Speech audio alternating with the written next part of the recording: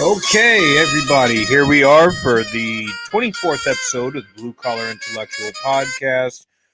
Today, my guest is going to be David Webb. I'll bring him in just a moment. I hope you all are ready for a good show. We're going to discuss a little bit about, Black history, because it is Black History Month. Take off my hat because I'm just not in that mood today. Discuss upcoming CPAC. We'll get into the new direction of the GOP. And here's my guest for today. Hey, how are you, man? How are you doing today, sir? All right, let's center you up right there. A little bit better. Oh, I see we're on the same plan. So in your honor today, I decided, since you're a big fan of the Founding Fathers, to go with the Jeffersons. Now, I was debating the Whistle Pig because it's from your area of the country, and I can't let you outpour me, so I hope my wife will forgive me, but I'm starting early tonight. That's right. My wife saw that I already had a glass, and she goes, "So it's going to be one of those kinds of nights." I'm like, "Well, as long as nobody gets crazy in politics, I think we'll be just fine." Yeah. She's like, halfway through the night, I'll end up ranting at the TV or at the news or something stupid that CNN ends up writing or posting, or somebody on Twitter that has some weird take on something that makes absolutely no sense in any sort of reality. But so, how are you doing today? I'm good, man. Sorry about the slight delay, a little tech issues on my end. I got to tell you, I love the snow. I know people think I'm crazy, but I love looking out my window like I am right now, and white and blanket in some of the backyards. Yeah. I miss this in Florida. As long as I don't have to shovel it, I don't have a problem with it.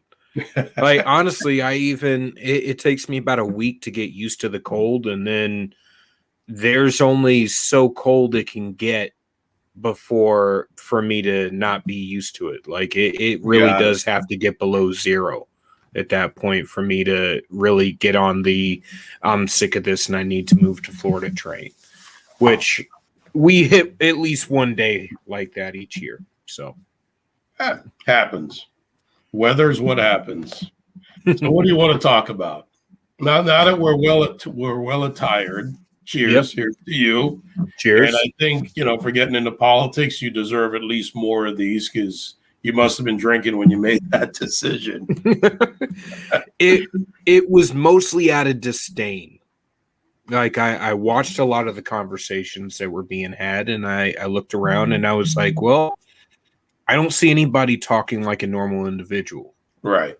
I see all the conversations being directed, my team versus your team, and not a lot directed towards what voters are actually talking about, because I think the average voter sitting down with a glass of bourbon could come up with real solutions to most of our problems over a course of a single night.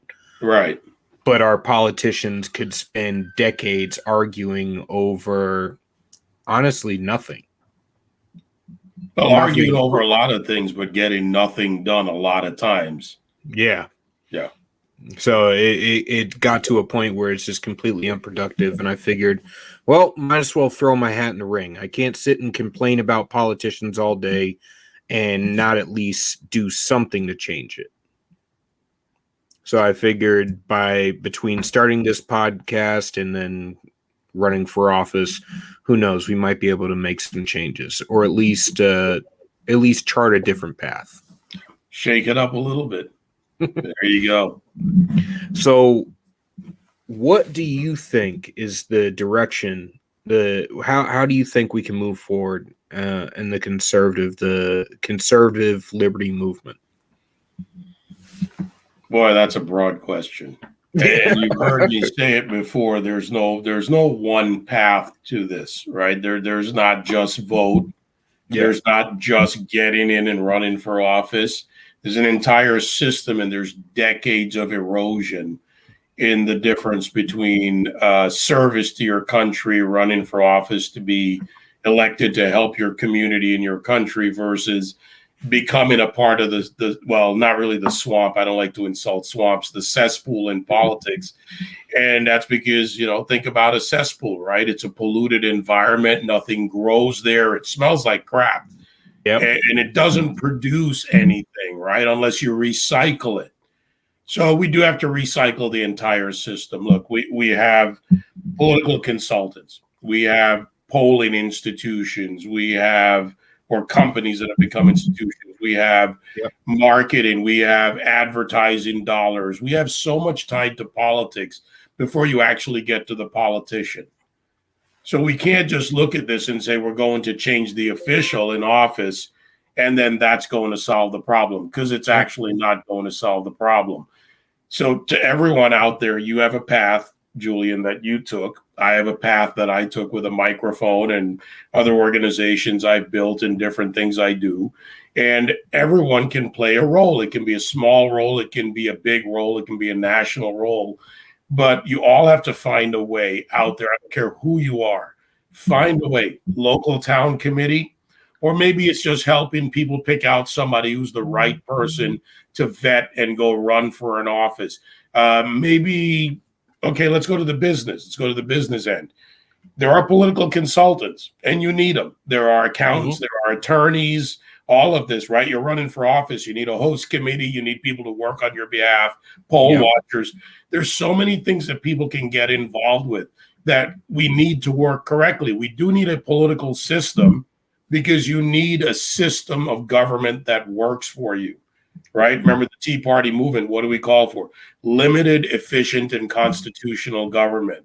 But an entire system has to work around that. So you really need to find a way where you can help. There are good consultants. There are creature consultants. I don't even know if there's bad or good anymore in some ways. They're creatures. They know the next race is coming up, the next election's coming up. So they're going to do it. You have people who run for office to support their law firms, their business, and they constantly run and they lose, but what do? So fix the system so those people don't get selected by the city committee, the county committee, the state committee. Then make sure you have good accountants, good lawyers, and the right people in place to make sure that you train candidates. When you train people to be better at their job, I don't care what that job is, whether you're a trucker, whether you're a CEO, whether you're a plumber, whatever. When you're better at your job, you deliver better results for your company, your employer, in case of a politician, the employer is us.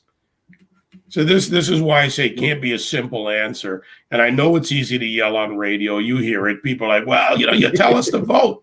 But I didn't say only vote. And I didn't say wait for the next election. So find a way to actually get into the system and help fix all the parts of it that exist, because they are going to exist. Yeah. There you can't root up the system from the outside. You have to get in. There's no bystanders in this fight. As much as I don't like AOC, I don't follow anything she says. She was right in one fact. We're all activists now. When nobody can sit on the sidelines. You either need to be engaged in a community organization, you need to be engaged in your local government, or you need to be helping somebody that is in some way, shape, or form.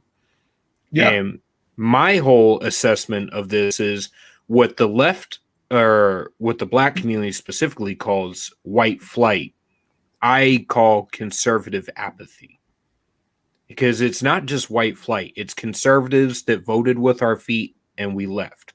But we left one too many times and didn't take a stand, to the point where now the left is knocking down our door, and our most red, most conservative districts like Texas, Georgia, Virginia, now Tennessee and Kentucky and Indiana. So they're continuing to come, and we can't run anymore. There's nowhere to run. And like Reagan said, this is the last bastion of freedom. There's nowhere to go after this. I just, for a thought exercise, I sat down with my wife and we thought about it. I'm like, short of taking over Cuba, I got nothing. Short of taking over a small country and calling up the rest of the guys in the unit and seeing what we can get done, I got nothing. There's nowhere to go after this. because and there's no everyone is reason trending to in the same go. direction. There's not only no reason to go, Julian, there's every reason to stay. I used the example today on the show of New York City. 20 years ago, I got more involved, or a little less than 20 years ago, in New York City politics. Again, I'd gone to Texas, come back to the New York metropolitan area. And when I looked at it, I said, where are you going to win some council districts? Where are you going to take over some local seats and build your foundation, even in the 5 boroughs, which a lot of Americans recognize? It's America's biggest city. They never had that plan. So I guess really closer to 15, 16 years later now, what have they done? Nothing. They formed a club, got together, had meetings, occasionally supported a candidate, but they never went to ground on this and never built. Where would they be? Would they take over New York City? Probably not, but would they have a better foothold? Maybe they'd have 3 council seats or 4 council seats or 5. Would you be building a coalition? Would you be affecting policy? To your point of you've got to do it from the inside. So they needed to do that. And we can't, the flight, the conservative flight, the economic flight, whatever it is. Look, I'm an economic refugee from New Jersey. I'm done, man. I cast my last ballot, and after years of going back and forth between Miami, my wife's from Miami, I said, that's it. I'm out of here. I got my time in thanks to COVID, if you want to call it that, silver lining in that, and I'm out of New Jersey and into Florida. But a lot of people have decided to leave and not stay in the fight, and that's the second part of this. You don't have to leave. I have family here. We have friends here. I have America. To me, we're 50 states, but we all matter. So we've got to fight in every which way that where we leave for whatever reason or where we stay, we're involved. That brings me to, there's one thing, I'll put this, Chad Lemoyne, one of the hosts of Aquarian Anarchy podcast, put politics are downstream from culture. It's what we do between elections that shapes the culture, and the culture is where the battles are. Start with yourself, then your family, then your neighborhood. Right. I think this is where the Republican Party has failed over the years, because as much as I like to rag on Democrats in private conversation, because I don't do it online, because I expect liberals to be liberals, and I expect Democrats to be Democrats. I have no qualms about that. I expect them, and I have no idea what makes a better liberal. So I'm completely useless in that. But that drives to something that the Republican Party has failed to do. In our own conservative bastions, we are very active. That's why, like, one instance I explained when I discussed policing with Chad on the show was, in our own conservative bastions, we do not get policed the same because we don't make laws that force unnecessary interaction. And then there's the economic factor of the DA cannot say, hey, police, I want you to do X, Y, and Z. A corrupt police chief can't say, run up the numbers to pad our budget. You can't have that type of stuff happen where, like in Baltimore, they were using fines and stuff from the police department to augment their own budget. You can't have that stuff in a conservative area and a economically astute area where everyone has lawyers, because the fact is the state in general, government, is very much like a predator, and predators attack the weak. You can't attack somebody that's prepared for your attack. The lawyers don't like to battle other lawyers. They'd much rather deal with somebody who has to take a public defender that gets paid salary, not get paid to win. So there's that financial dynamic, and then there's the dynamic of the mode of governance is different. So defund the police is not an answer. It's actually a problem that they're advocating for, because defunding the police will naturally happen through fixing everything that drives the flaws in the system. Yeah, when look, you fix the there's also economics another and the side of it. education, you end up getting rid of the crime at the root. You fix the economics, fathers stay in homes. If the fathers are in the homes, they're driving more funds in the community and more funds in the education system. They're also making sure their kids are going to school. And if their kids are going to school, educational outcomes are different when you have two parents in the home. And it becomes a cyclic, a cycle where you end up having better outcomes in general, and that builds up a community from within. Then you don't have gentrification. Really important, if I could interject in what you just said. Yeah. When you have a better foundation, you have the ability to address problems and problems, whatever you want to call it, when they occur. If you have a better community environment, you have a better environment to be honest about issues. Let's say you do have an issue with law enforcement and somebody who's a bad cop. You have an ability to deal with it. You have a community who's able to understand the need for the right fix, not just a riot and burn down buildings. So the reaction is, okay, we have a problem, we have a system. How do we find a solution within the system, or one that works within the community combined? So the ability to address the problem requires that the community be a good one versus one that's reactionary and destructive. Portland is reactionary and destructive. Liberalism is activism, which they do very well. Wrong outcome, completely wrong ideas. But liberalism is activism, whereas in these communities, activism has become a destructive force, because their activism isn't based on building something up. It's based on tearing everything down for one idea, regardless of the facts. And that's what scares me. It's 5:20 on the East Coast. And typically what's going to happen in Portland is about 6 o'clock West Coast time, they'll start. 8 o'clock, they'll ramp up.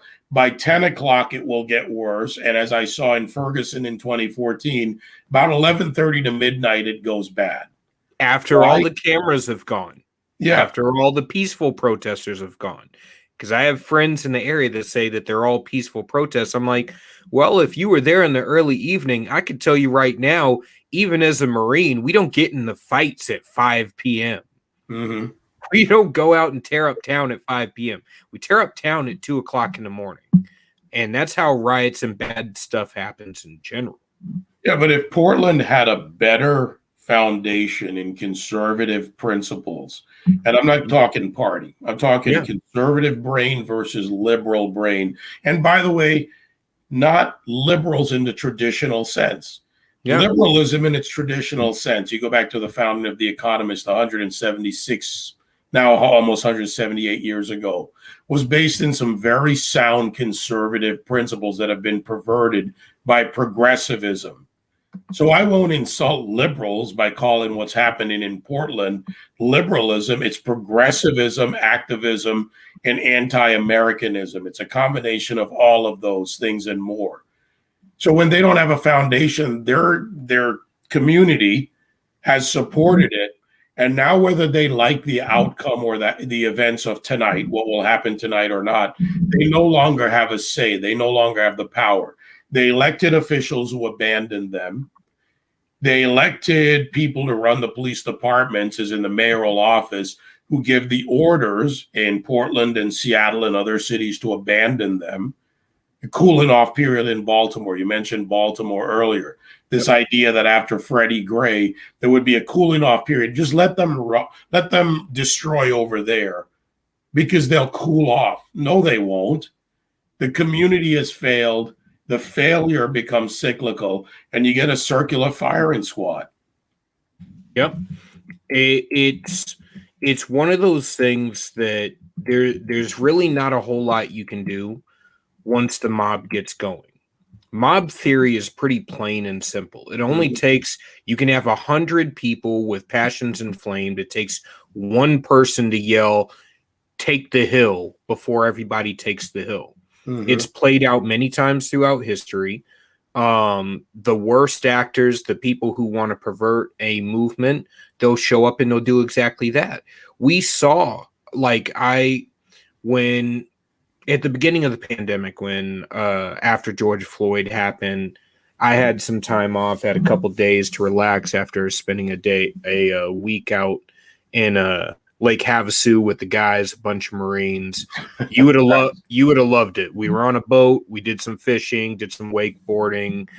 It didn't go so well, but probably had something to do with the alcohol. Maybe. Yeah. Don't let your boat driver drink whiskey.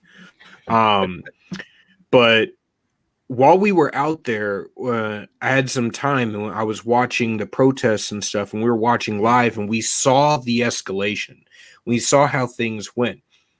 Most of we even saw the YouTube videos of a lot of the protesters screaming at the rioters, these young, white, up-to-do. I mean, you showed up at a protest with a Gucci backpack and all black. Like you're definitely not from the same neighborhood as the rest of these protesters that are protesting police brutality.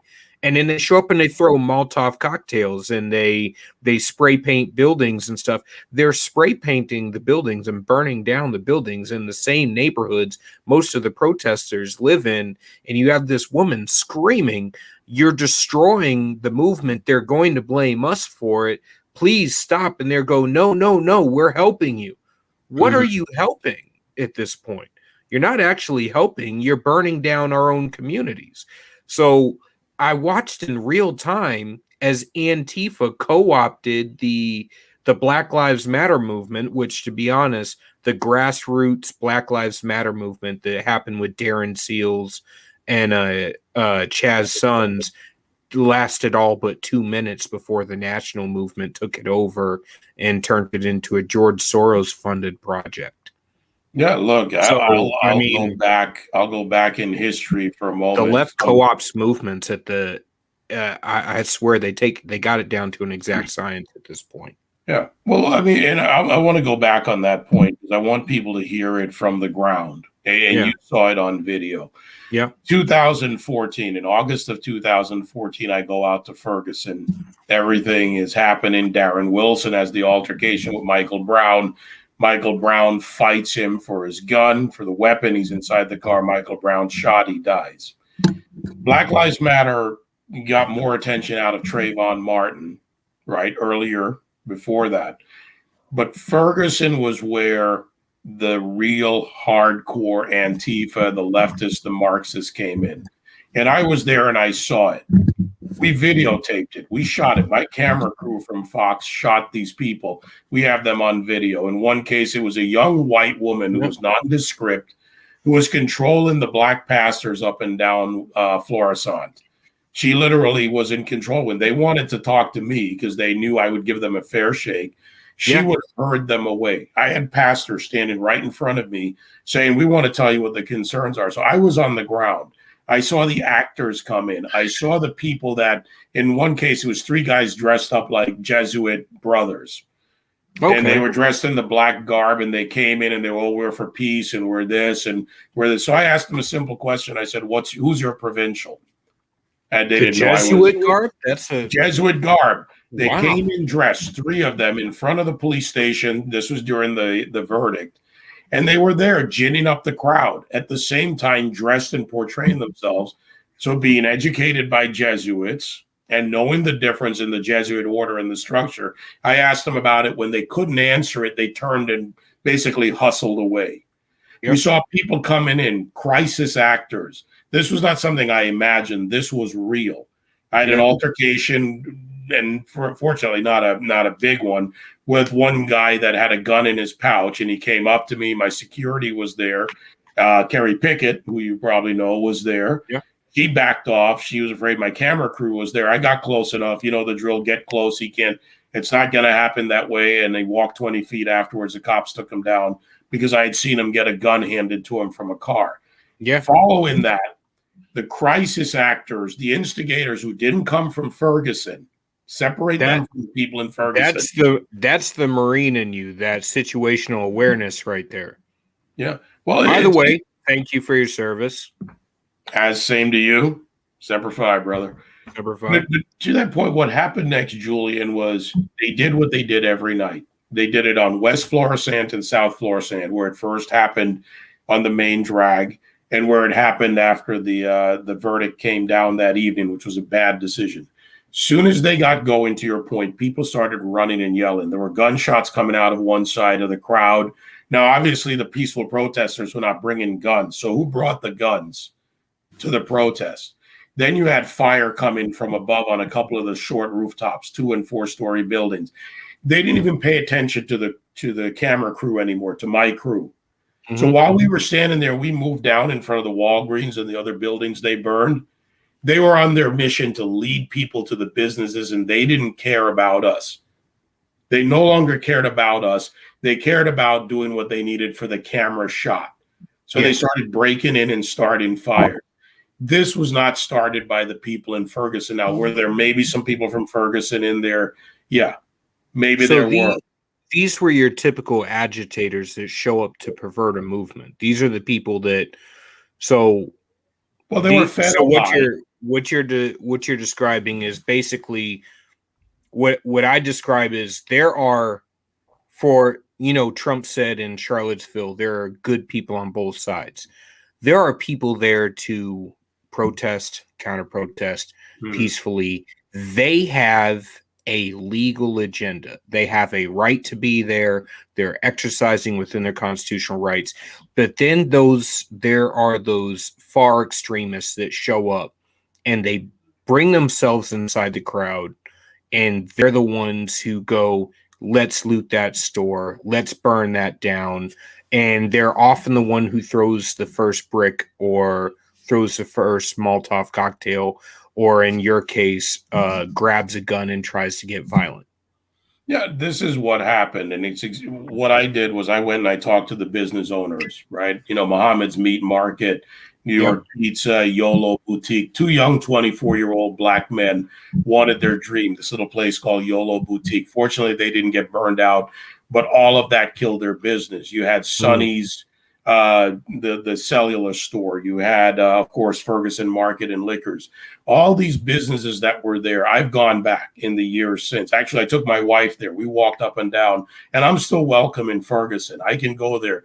Sadly, it's never recovered.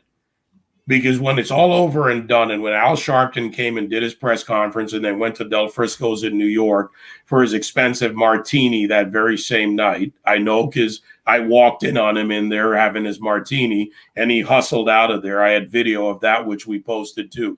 He lied to the people in Ferguson, took the check and left.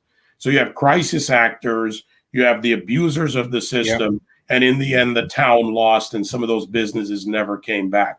But to the broader point about who the people who come in the Soros-funded organizations, when you look at Opal Tometi, Elisa Garza, Patrice Galores, BlackLivesMatter.com, when you look at various other, Hawk Newsom in New York, you look at, and it doesn't matter if they're black, white, or otherwise.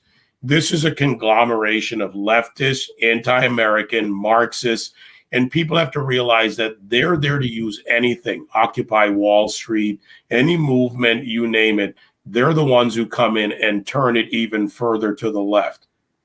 And once we start seeing that for what it is, it's not conspiracy, because I've been there through all of this. The people who pervert an entire movement and they try to package, so they take our pain, our anguish, and our grievances against the state, and they package them behind they put Marxism right behind it under the label of our pain and anguish. Or social justice. What is social? Hold it. Let's do this one. You and I love the Constitution. See this? My Bill of Rights back here. All right, still hanging on my wall. Constitution somewhere else. I can't hang mine up until my kids stop destroying stuff. They're at that age where they like to break stuff. Attempt to play ball in the house. But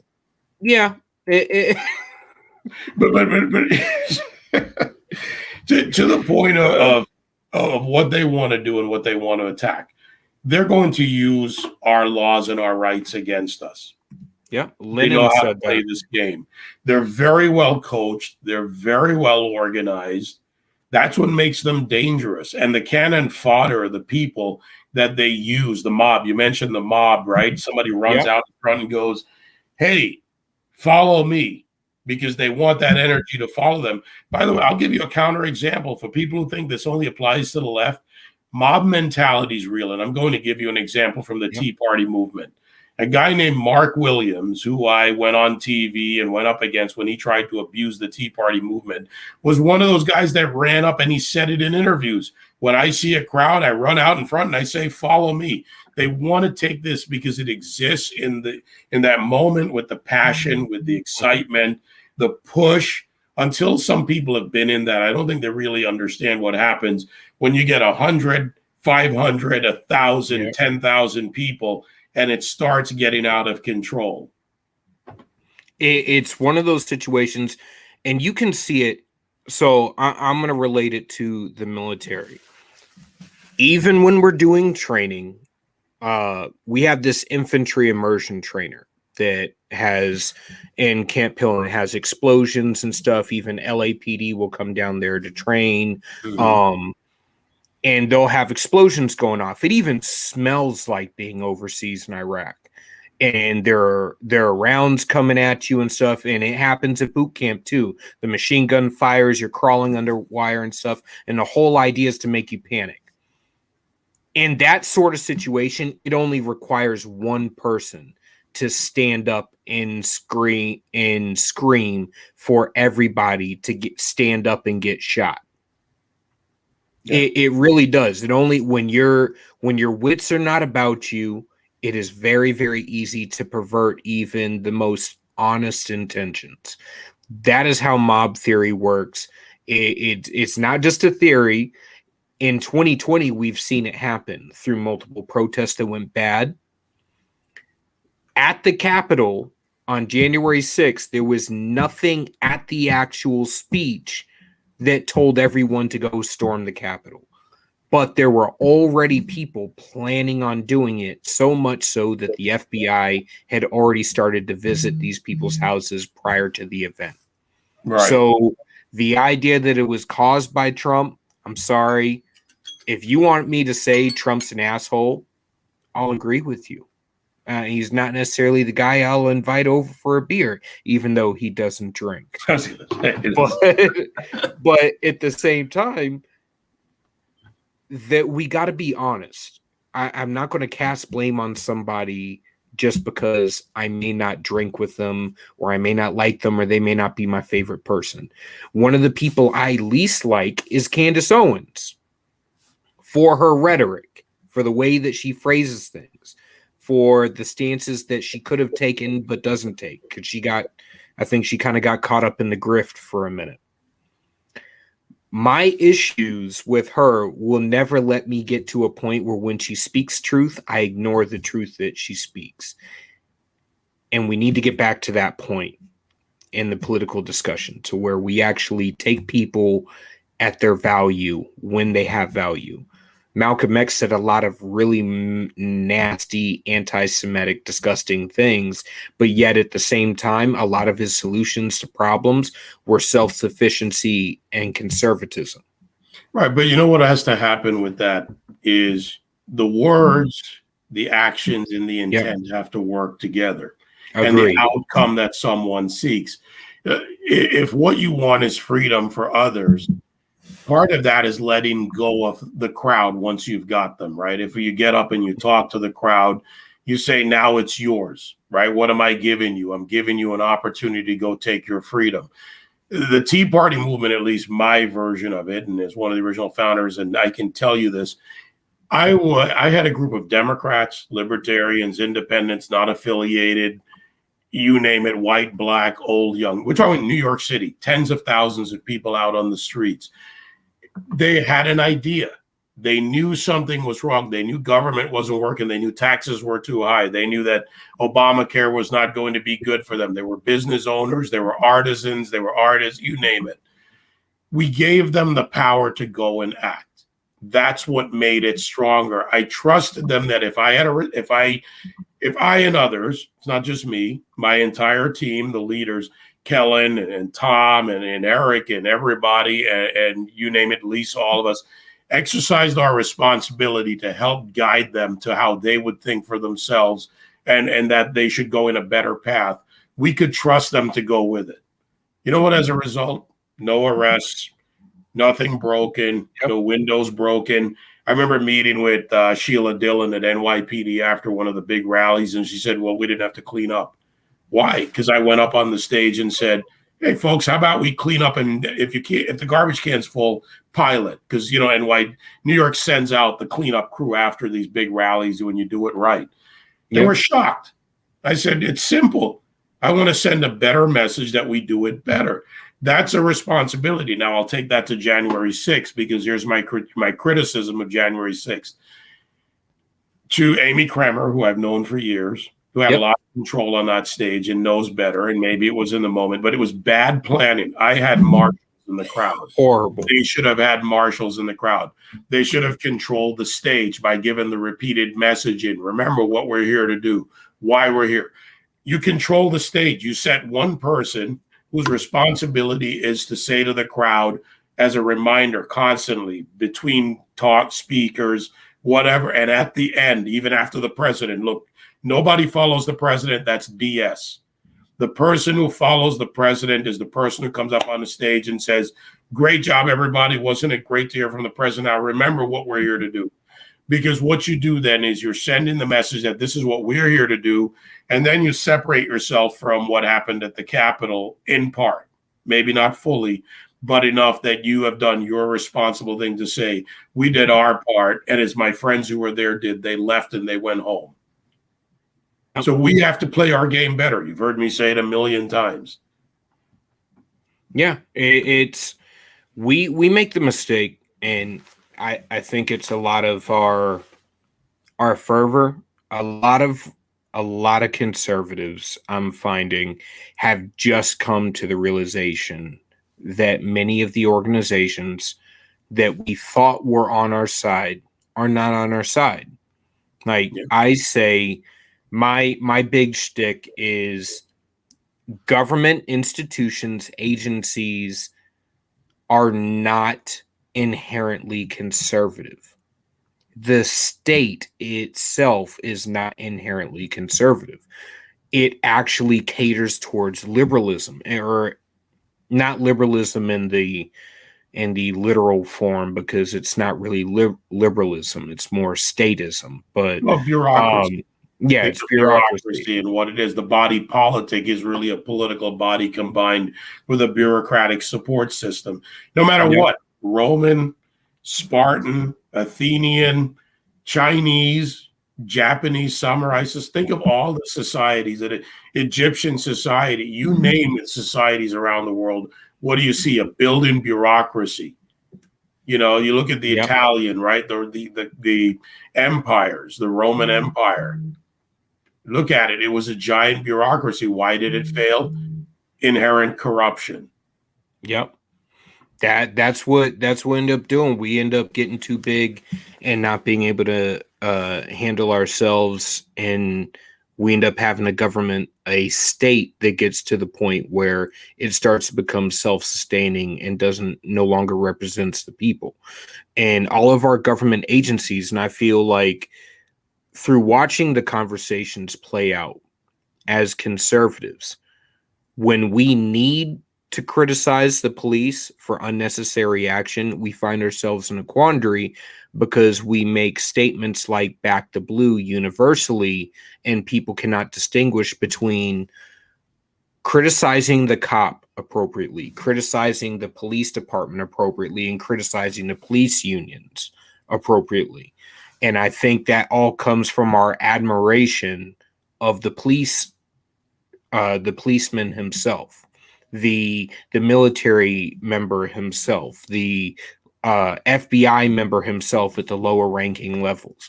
We admire these people so well, to the point where we actually attach our admiration to the agency itself, when in reality, we should recognize that these individuals are individual of the agency. So when they do good, we should praise them. When they do bad, we should criticize them. When the agency perverts its power, we should criticize it.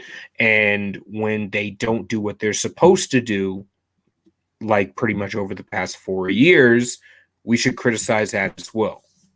You know, one the other thing we ought to do is make sure we make public allies. Look, it's fair to say that, and we'll use police departments in general. You know, they have a job and a career, and they've worked hard to get there. So it's hard for them to go out and criticize the precinct commander, you know, the lieutenant, or go up to command, right? Because suddenly you compromise your career. So make allies of police officers. I'm a little different, not contrary to what you're saying on the back the blue, because I think what we don't do is take the next step. That's the headline, back the blue. I support that. Yep. But then make allies, because the police department, the members, because they're made up of officers, they know where their inherent problem. No good cop likes a bad cop. It's an old rule. Makes their life difficult, makes it tough for them to go out and do their job. So make allies of them publicly by bringing them out. It's tough for them to be public, but you can go out and say, look, we want all the good cops in on this, and we want to address problems. Maybe the problem is with the lower level, maybe it's with the higher level, maybe it's both. So we need to go beyond the sloganeering is what I'm getting at, and get into the issue. I completely agree. That it's like you had a caller on your show today that differentiated between a slogan and an actual core belief, an actual core agenda. The Make America Great Again versus America First. Mm-hmm. America First is an agenda. Make America Great Again is a great campaign slogan. Yeah, it is. And distinguishing between, and I say the same thing, between conservative principles of governance, social and cultural conservatism, and party and candidate platforms. Party and candidate platforms adhere to the principles of conservative governance to one degree or another, depending on the individual or the group. And when you look at social and cultural conservatism, that is how you interact and engage with your community and fellow citizens.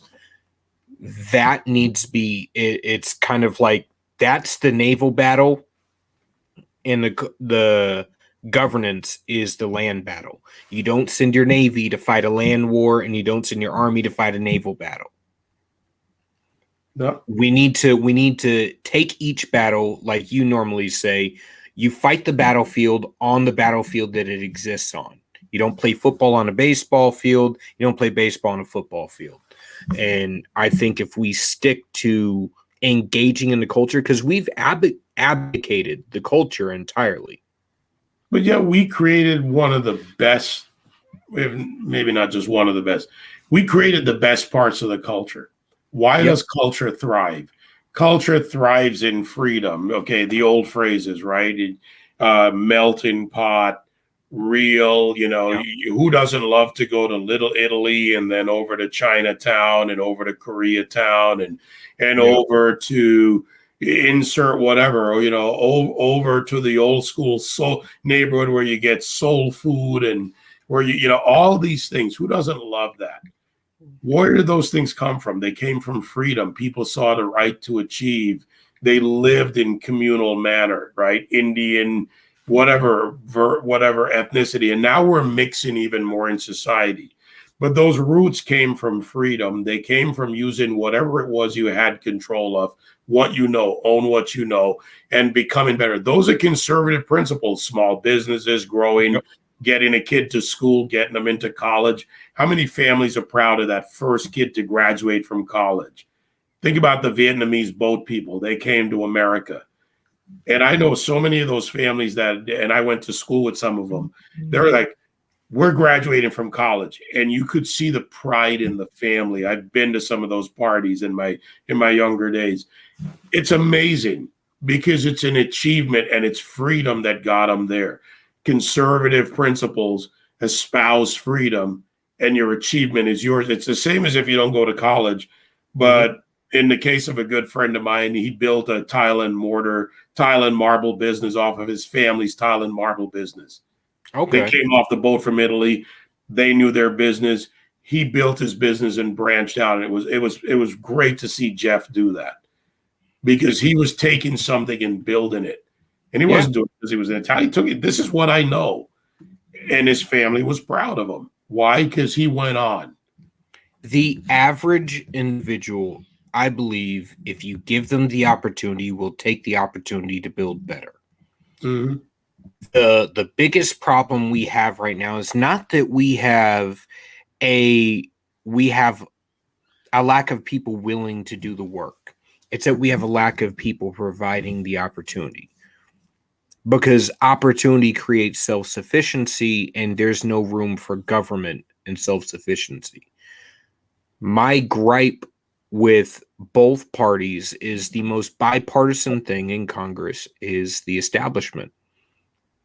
Yeah. And if you look at their mode of governance, and for people who advocate the big switch, which is a complete lie, you use race to justify it. And in reality, if you look at just the mode and beliefs of governance, it debunks itself on its face. The fact that the liberals still tout FDR and so on and so forth, and you have conservatives still tout low taxation, deregulation, and such.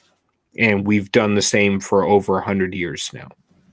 Well, that's a little bit close to what you were saying earlier. It becomes more sloganeering than it becomes action. Mm-hmm. We've evolved. We were an agrarian culture. I mean, at first, in truth, we were kind of nomadic, right? We came here, we kept spreading out across the West. You had the Louisiana Purchase. We crossed the Continental Divide. Then East met West. A variety of things happened. We became agrarian, then industrialized. Now we're technological. So we have to adapt along the way. And we can't just sloganeer our way to success. So the parties have to adapt. The political systems have to adapt. And if they don't, that's where the activists win. So the activism of the left has managed to insert itself into the Democrat Party and change it. It's evolved in its leadership, not every single one. And now what do you have? Activism is outstripping good ideas. Yeah. And they're even co-opting our ideas. Yeah, they're even co-opting our ideas against us, or actually they're using it against the people. Yeah, because you got AOC in Texas making the case that charity and all the groundwork and grassroots is democratic socialism, when in reality, that is a core tenet of conservatism. The community engagement and activism is something that I believe as conservatives we have forgotten. We engage in it in our local communities, but when it comes to communities that we're not dominant in, we left it. We left it aside completely, to the point where, like, you see the party all the time say, vote Republican if you want change. In many of these communities, there are no Republicans to vote for. There are, and many voters have never seen a Republican. I want to go to AOC for a minute, Julian, because pause on that. I happen to know this district very well. The one that she was just volunteering in? Yeah, where she was with Sheila Jackson Lee. Okay. What you may know this, but others may not. I'm not sure. If you listen to me long enough, you'll hear it. Yep. I used to work with Willie D from the Ghetto Boys. They came out of the 5th Ward. We did a talk show together. We actually worked in that neighborhood in Sheila Jackson Lee's district and around it. While she was there pretending to be charitable, she was doing it with taxpayer-funded resources. Yeah. So they used taxpayer I'm raising money. Now, people did donate. I'm not taking away from that. Yeah. But they used your tax dollars to sell you an image, no different than Sharp James in Newark, New Jersey, or some crooked Democrat politician who used to throw literally fried chicken and biscuit parties down the block with gray 16-passenger vans at the end to go vote in your ward. That's how he stayed in power in Jersey for 17 years. Then went to jail for 4 years, federal prison, came back and got a hero's welcome. Wow. Sheila Jackson, and we get called the racist. Yeah, they use it. but again, when I say activism and optics, I'll add optics to it, have outstripped because they've used it against us. So we need to deal with these people for what they are, the frauds that they are, the dangerous frauds that they are. And if we don't, they're going to continue to be successful. So what happens in the Fifth Ward? Now there's a bunch of people running around going, well, AOC showed up. And at the same time, look, it's nothing personal against Ted Cruz. Yeah. I get it. Your kids wanted to go to Cancun. Okay, the wife, Heidi, wants trying to be a good dad, probably should have exercised better judgment. You're a United States senator. You know the field of battle you're on, and you fail to just stay. Okay, if you want to take your kids to Cancun and come back, then you get out and you call a presser and you call your staff and you issue a release. I'm only going to Cancun to make sure my kids and Heidi get there safe. I'm coming right back because Texans are hurting. Yeah. Now, he can't restart a generator for anyone. He can't go out and pull up a down power line. But at a time to be a leader, you need to be a symbol. And it wasn't personal for him. It was failure to recognize the field of battle and your opponent. So what did AOC do? Because people ignore the timeline. They shouldn't. When did AOC arrive in Texas? Was it before Ted Cruz went to Cancun or after? After. So does that tell you something? Oh, yeah. They took advantage of the optics, and they played it. Like I said, I cannot ask for a liberal to be a better liberal. I don't even know what that looks like. But what I will say is, when it comes to optics, or when it comes to marketing, period, as conservatives, a party full of businessmen, and I don't mean like corporate billionaires, I mean businessmen that built businesses from the ground up. Some of them are assholes, some of them are cronies and establishment types, some of them are grassroots, I want to get the job done solutionaries. We have all flavors, but we suck at marketing. And that is that is one of the things that I think stands in our way for a party that has ideas that are not only congruent with the Constitution, that are congruent with history, congruent with economics. How do we fail to market them? And I put this, I put it out online, and I was like, look, it's real simple. Politics is sales. Let's boil it down to a couple things. Don't insult your customer. So that's for one. So all the plantation talking points, that goes out the window right there, because you're starting off with insulting the intellect of the customer you're trying to reach. Even if I was telling you the best product in the world, you just drove away before I reached you. You're not listening to the rest. That's not a tough love moment. It's an insulting moment, and you lost.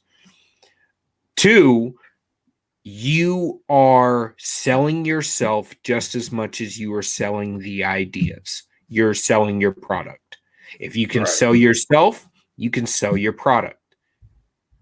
3, your product is solutions based on conservatism. So I believe I can solve X, Y, and Z based on boom, boom, boom, boom. Here is my solution. These fit within my principles. The brand, number 3, actually, the brand is the last thing to be sold. That is the Republican Party. After I've sold you the solutions, I've sold you myself, sold you the solutions, and I've said how these fit within my principles, then I ask you to sign on the dotted line, not before. Yeah. And let me reinforce something to go back to the beginning of that, because I've helped train a lot of salespeople in part of my days. The needs analysis. Salespeople will know this. Sales managers will know this. When the Republicans came out with Get Out the Vote, I'll never forget, because I was a part of Rock the Vote back in the 90s. They went out and they knocked on doors. They said, "Hi, my name's David Webb. Vote for me. I'm a Republican." Hang on. Did you ask the person first what matters to them, what they care about? And were you honest enough to say to them, look, I have a solution for that problem. We need to work on a solution for that problem? Because honesty and integrity are not just something you say, they're something you sell. Any politician that tells you they have all the answers, which is what they did with Get Out the Vote, they came in with a prepackaged cookie cutter. Here are the 5 top polled issues in this district. Here are the 4 top polled issues. And I know you believe in they're telling you. Yeah. Needs analysis. Tell me what matters to you. And be honest enough to say to somebody, like we do in life and in business, I don't have the answer for you. Look, if somebody calls me on the air and they say, look, talk show hosts are supposed to know everything is bullshit. All right, let's just call it what it is. We don't know everything. We have tools at our disposal. I have a great team of people. They're listening. They're making sure I have things as fast as I can have them. But the thing I have to have the most is honesty and say, look, I got to look that one up. Yeah. I have to get back to you on that one. I'll look it up in the break, but if I can't get through it, I need to read it later. I won't get to everything, to be fair, but I'll try. That's intellectual honesty right there. The ability to be able to say what you know and what you don't know, and the ability to be able to tell people when you are taking a position and when you're just delivering the straight news, the straight facts. And based on our lack of ability to sell our product, I would say I think the situation that we're in right now with so many conservatives extremely angry. So now that I know that we're all in our emotions, I really don't want to hear another conservative say facts don't care about your feelings. Facts do care about your feelings, because we're all in our feelings right now. I mean, I listened to an entire episode where people called in to you about how they feel and try to justify to you and Alex, Marlo, and Andrew why they should not vote, or why they should just give up and pack up their things and wait in their house with the doors locked with their guns loaded. And to me, that sounds stupid, because you're giving the left everything they need. And I'll put it like this. Hitler, once being voted into office, same with Mao, Stalin, Lenin, and everyone of the like, had I want to say waiting period. They had a period that they had to consolidate their power. They had to get a majority of the government, because the majority of government is still operating on their individual self-interest. They may not align with our self-interest, but they're still operating on their own self-interest. And the closer that dictator gets to consolidating their power, the more people with self-interest start to fall off. We're in that point right now. Joe Biden is a creature. I'm not so much worried about Joe Biden, who's willing to appease the base if it means he'll stay in power, as I am Kamala Harris taking his place in approximately 2 years. Yeah, because she's the activist and the ideologue who will take action. And I'll say this, you probably heard me say it. Joe Biden's that creature of Washington. He's a creature who, he wants the title. He's wanted it since June of 1987. Plagiarism that ended his first run doesn't matter. Failure doesn't matter. Yeah. What does that make him? It makes him compromised, because when you're willing to do anything to achieve an outcome, you're willing to make a deal, or you're more willing to make a deal with anybody. So he comes out and says, I'm the most progressive candidate in the race in Charlottesville. But he says in the debate, I won. I beat all those other guys. It's my party now, while turning around and having to give a nod and an inclusive part to Black Lives Matter. They need a seat at the table because they supported him. Or something as simple as understanding that being a creature of Washington, and I'll say Joe Biden's been a liar, a cheat, a thief, and a don't corrupt forget, autocrat he his told Black entire Lives life. Matter to sit down and shut up because the illegal immigrants are here. Yeah, which leads me to a funny dynamic, because with Sonny Johnson and Felicia Killings and many other activists on Twitter, recently, while we're all working behind the scenes, we're seeing everyone that supported us when we were willing to hold Trump accountable and the Republican Party accountable start to fall off as we hold Biden to the exact same standard. And while I'm watching this, I'm watching Biden, who ran on the idea that he was for black people and black people got him elected, tell black people to sit down and shut up because the illegal immigrants are here. Then he passes EOs, which I disagree with most executive orders because I see them largely as unconstitutional and creating law by fiat. He passes a whole bunch of executive orders pertaining to every other special interest group on the left and leaves the black community out of it and tells us that we will have to get anything that we get through the actual legislature, through Congress, to which I say, how did you expect any different? Yeah, well, Congress is the Dodge for the politician who doesn't have a way to get things through. You know what Biden is in modern term to me? So, and we'll see if it plays out. He's an FDR. His policies, his play to everyone is so radical that they won't go through Congress. So you issue a slew of executive orders, you do legislation by fiat. Now, you know, constitutionally, executive orders exist for the president to use in a responsible fashion, not to make law, not to have broad discretion as Obama did when he applied it to DACA rather than individual discretion in the judicial system.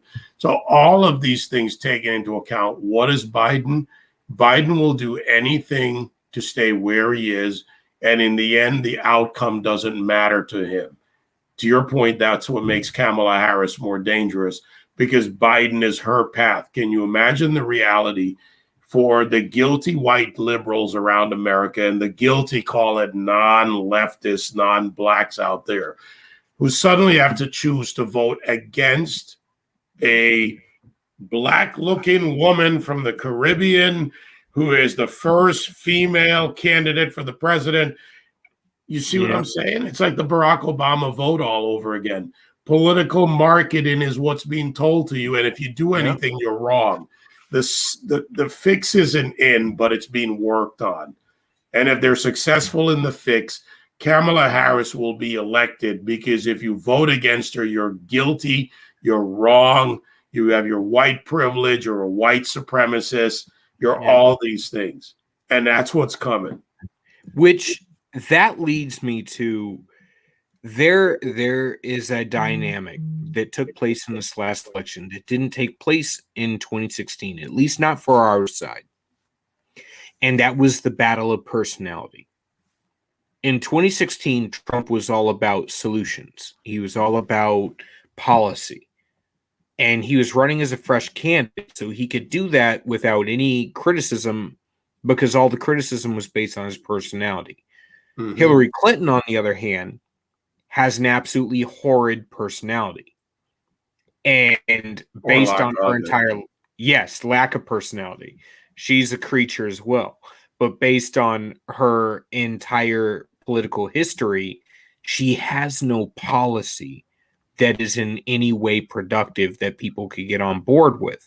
The only thing she could run on is that she was a woman. Now, this is a dynamic that, while many believe it played out with Barack Obama, I disagree. Barack Obama didn't run on the fact that he was a black man. The media ran him on the fact that he was a black man. He didn't have to, because the media shucked and jived to make it happen. And they would cancel you if you said anything bad about him. Hillary Clinton ran on the fact that she is a woman herself. America does not like that. America does not like that. We want principles, or at least we want the illusion of feeling like we're voting for principles. So even though we knew that Barack Obama, who is arguably one of the best speakers we've had, his oration and everything, his cadence made him He could honestly sell condoms to a eunuch. But he had no history to speak of. Look, exactly. here's where Barack Obama had an advantage, and an advantage over Hillary. He really had no history. Yep. His state house was voted president, innocuous. That was how they set it up. Barack Obama was to remain clean all the way through. 174 days in the U.S. Senate. What did he really do? He was ranked to the left of Ted Kennedy, but that didn't matter. When it was necessary, his white Kansas grandparents were his half white, half. He went to Philadelphia, gave a speech, threw them under the bus. Clyburn set him up with the vote in South Carolina. They bought out the black farmers, the Pigford case. They said he's good for blacks. Everybody gets a $50,000 check for attempting to farm, all these other programs. And that spun around the churches, and the pastors pushed it, and the AME church and other more left-wing of most of these congregations, not all of the AME, but they're a big part of this. They all pushed it. So Barack Obama, you're right, didn't have to say I'm black. Everybody else said he's black. But he also had a weapon. He also had a weapon. He understood what room he was standing in.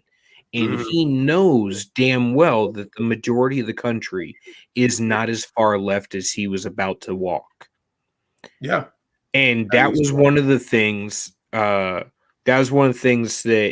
when he was asked whether or not the country would be racist for not voting against him, he said it would be because I failed to iterate a view of the nation that the country could get behind. And I was like, this dude is dangerous as hell. Yeah. I'm like, this guy's a great salesman. He was a great salesman. I actually got scared. I was quick story. I was down at a bar trying to be a good wingman at a cigar at the Field in San Diego. If you ever get a chance, go down there. It's a great Irish pub with a cigar lounge across the street that we usually buy our cigars at. I was trying to be a good wingman for my buddy, so I was not going to mention politics at all. But then I realized I was talking to a professor who said, "Aren't you excited to vote for Obama?" And I was like, and I had just come back from overseas. So I had just gotten back from Iraq. The election had taken place while I was deployed. Obama got elected. He was our commander in chief and whatever. And as soon as she said it, I was like, why did you vote for him? What was your reason? And she said, pretty much, I want to vote for a change. It was time for a black president.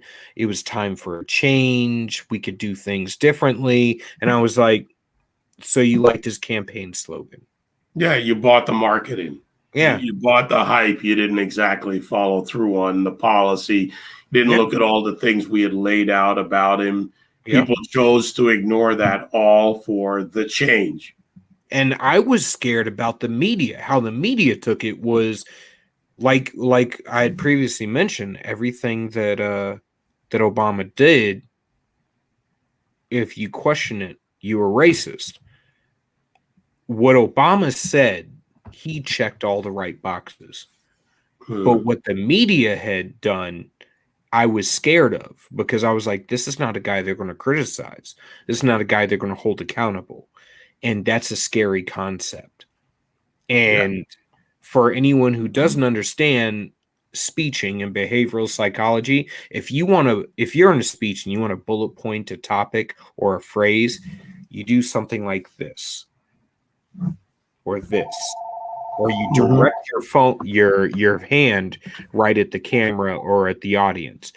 That bullet point right there, that puts it in your mind that that's something that you should remember. It's a body language thing. And if it's done enough, it gets to the point where, like what happened right there, a college professor teaching kids friggin' political science and stuff and history could not remember a single one of his policies that he ran on. She could only remember what he had said in that bullet pointed session. And I'm like, he was a great speaker. He's a great speaker. He can convince you of anything. Yeah, well, it was. I apologize for that. Between my producers calling me and whatever, too many lines ringing here. Not a problem. I actually had my cell phone ring a couple episodes ago, and YouTube demonetized the episode because a Chris Brown ringtone went off, because I still have ringtones. I got the landline, I got the cell phone, I got the other computer, I got the codec. Yeah. The last episode, my daughter came in and tried to join us. My 2-year-old, she's my princess. I can't tell her no. Yeah. I will admit there's a level of bias there. Well, that's called an acceptable bias. But so now, and when my producer is calling, he's like, I'll send him a shot of you now. Here we go. Let's make Julian. There you go. All right. Now, a question for you. I'll give him a good laugh for tomorrow morning show. What do you expect to see at CPAC? Or what would you like to see at CPAC? What I'd like to see, actually, I'm not sure what I expect to see. I gotta be honest. This one's going to be an odd one because, to somebody's point earlier on today's show, there's been a proxy win for the president. The parties now, there are two wings, two very clearly identified wings right now. So CPAC's going to be different. It presents an opportunity for success and an opportunity for failure. The opportunities to be honest and say, look, the party's got to look at itself. Not one of these introspective marketing campaigns. We're going to say, remember the autopsy, the GOP autopsy after 2012? Yeah. I'm not talking about an autopsy. I'm talking about really looking at where the party is today, where the voting electorate is, where the issues are, and are we ready to adapt and be honest about what we need to do as a party to move forward with our differences. The more conservative wing, the more libertarian wing, the whatever people want to self-identify as. I'm a Republican. That's my wing. My wing is Republican. I think that's what I'd like to see. Unfortunately, and it's nothing against CPAC, I see an element of it being more the people who are going to be there just yelling and screaming, Trump, Trump, Trump, Trump, rip it apart, tear it down. Yeah. And that's unproductive. Now, here's my surprise. And I think I'm going to call this one right. I think when former President Trump takes the stage, as much as you're not wrong about personality, you're not, all right? A lot of people had personality issues. Sometimes he was his own worst enemy. But I also know the various sides of this man well enough. And I think in this one, he comes out and he says, okay, there's all these things that are going on. There's these differences. We lost. But he also knows he added 11 million voters to the Republican pool. He's looking at this. He's had time to decompress, to talk with families, to get away from the constant attacks. He's still being attacked. The lawsuits, the other things are going on, but not the daily 24/7 grind. And I think Trump will surprise people by saying, okay, a lot of the things you and I are talking about need to happen, but the party's got to evolve and we've got to bring it together, or else the Democrats, the leftists, the socialists will continue to win. And we've got to focus on them. And in order to do that and be effective combined, because I think out of the 74 plus million people, the majority are focused on the leftward march or the leftward lurch of this country. I think he's going to do his best to bring it back together because he's also a pragmatist. Yeah. So he doesn't give up on America first, not America alone. I like to add the second line to that. He does reiterate American sovereignty.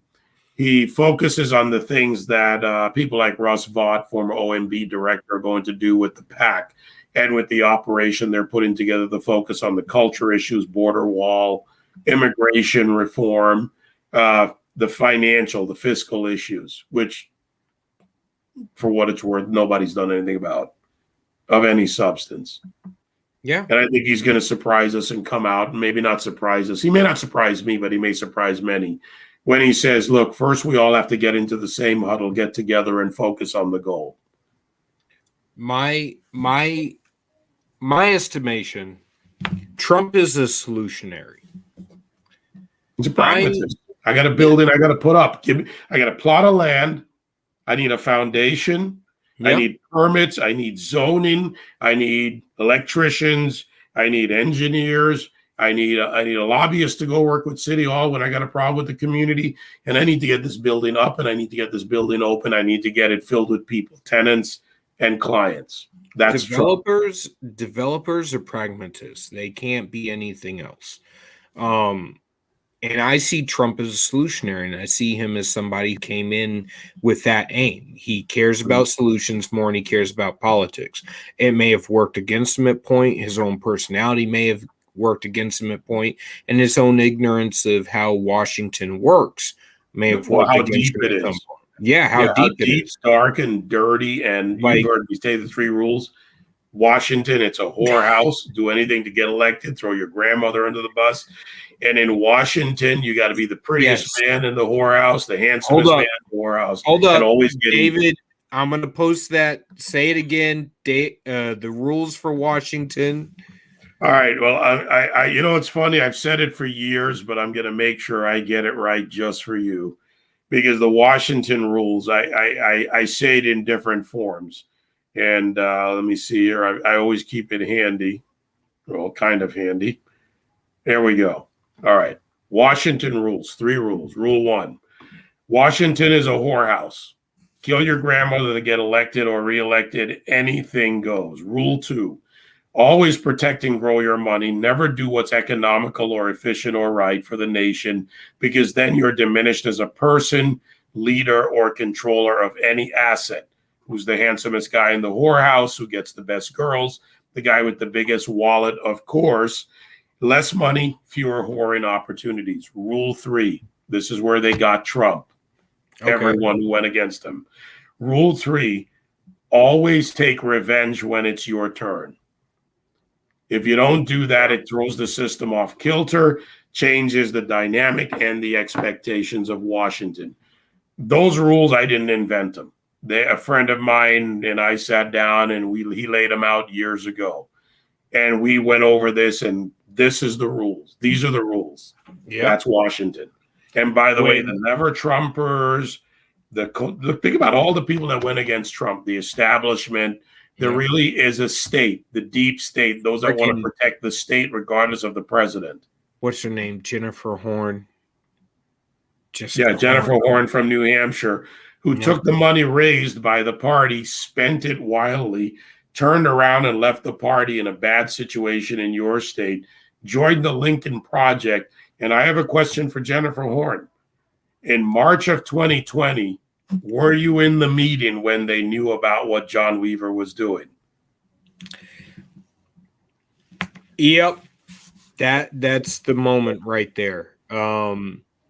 As far as I'm concerned, I just found out now my running mate, I'll say running mate, General Don Bolduc up here. Mm-hmm. After having a meeting with him, he is about the most conservative person. When I talk social issues, he's right there. When I talk liberty of the individual, he's right there. When I talk the entirety of the core ideology of American first, he's right there. Of Constitution first, he's right there. Of how to solve problems, he's right there. And when it comes to social issues, he's right there. On every issue, it's I don't give a you know what. And it's simply because it doesn't affect the average voter. All right. Whatever your social issues are, however you want to identify, how you want to dress, who you want to marry, has nothing to do with the state. The federal government, state government should have no business in telling you who you can and can't marry, who you can and can't live with, what you can and can't wear, how you can and can't identify.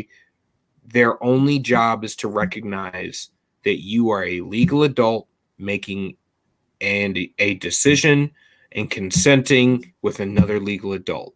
And that's contract law. So that's very simple and cut and dry. Contract law doesn't recognize gender or sexual orientation. Trying to recognize parties, two parties enter into a contract. And to that point, but he was right on board with everything. Yeah. But what my point was, he had clued me into the only reason he lost his election, because he was, by the fact that the left attacked him, by the fact that the right attacked him, and by the fact that he got a presidential endorsement. You know how presidential endorsements work. He should have been nowhere close to Corky Messner. But he was within a few points of Corky Messner. It was very close up here. And to be honest, when Trump endorsed Corky over Don, a lot of people in New Hampshire were like, I don't even understand how this happened.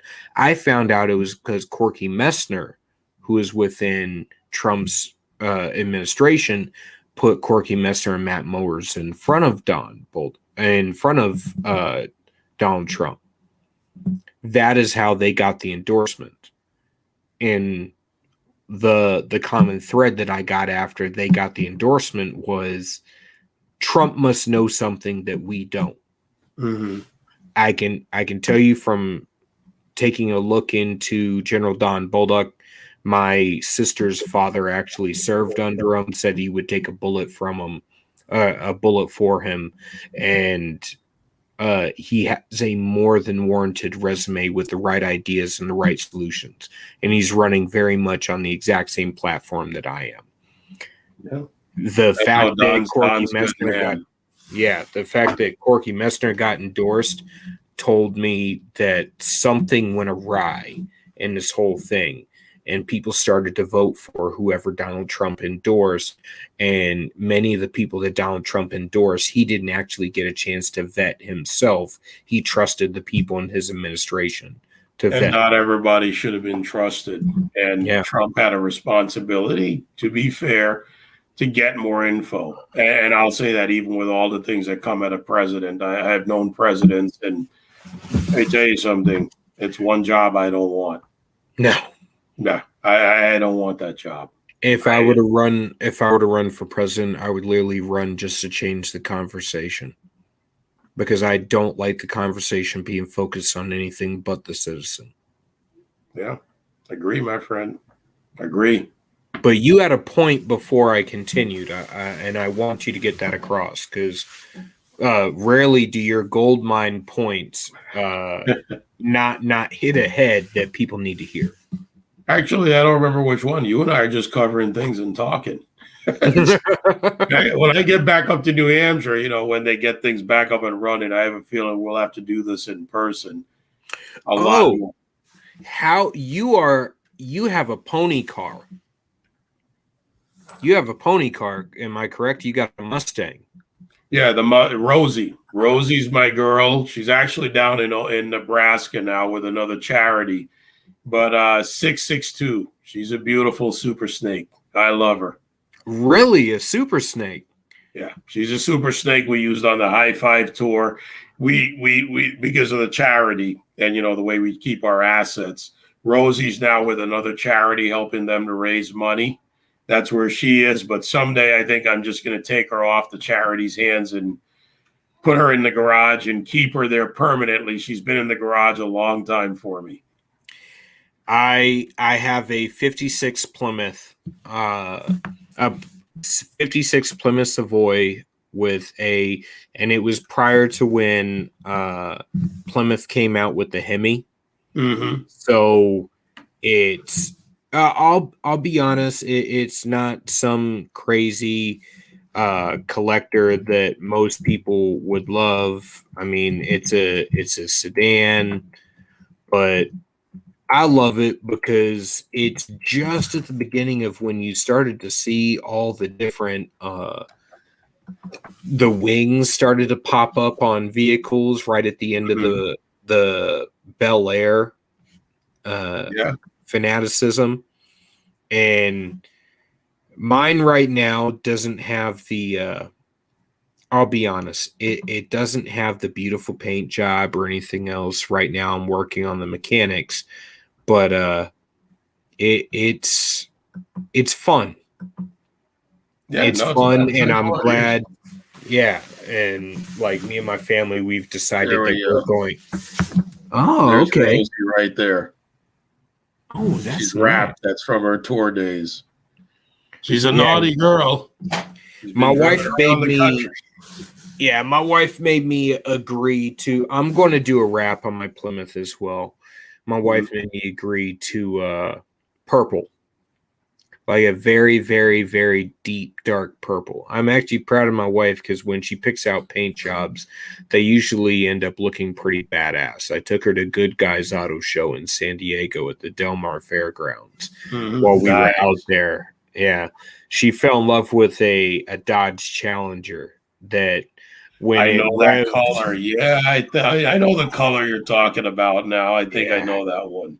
Yeah, well, Nice. this one was blacked out with metallic hot pink racing stripes up the center, and it had a 400 big block in it. And when it revved, you could feel it rattle your rib cage. And she was like, "You could get me this. You could get me this. I don't need a." She's like, "I don't need an expensive car or a BMW or a Bentley. You could get me this, and I would be perfectly happy." And I'm like, okay, if I ever question it, she wasn't my wife at the time, but if I had questioned it, she's definitely a keeper at this point.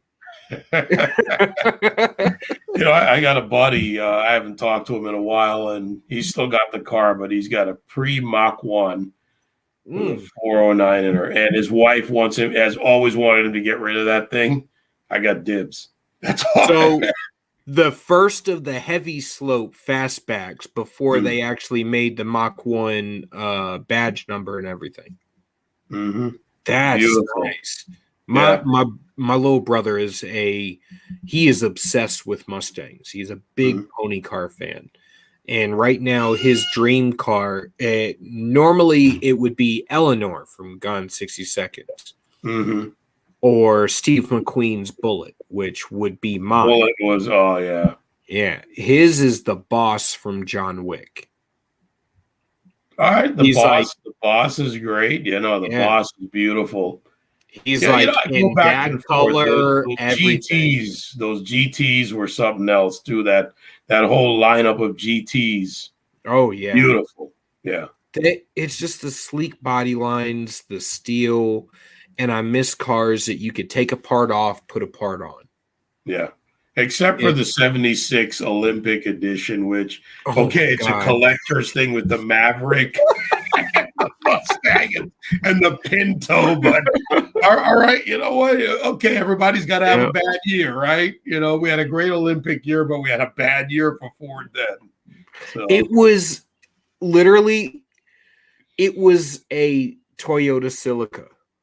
Because remember, Toyota Celica actually came out with the small body fastback, literally mimicking the entire dimensions of the fastback Mustang prior to Mustang coming out with their Maverick line. Right, but I'll tell you, that was like when they came out with it. I was like, "Oh man, you got to be shitting me!"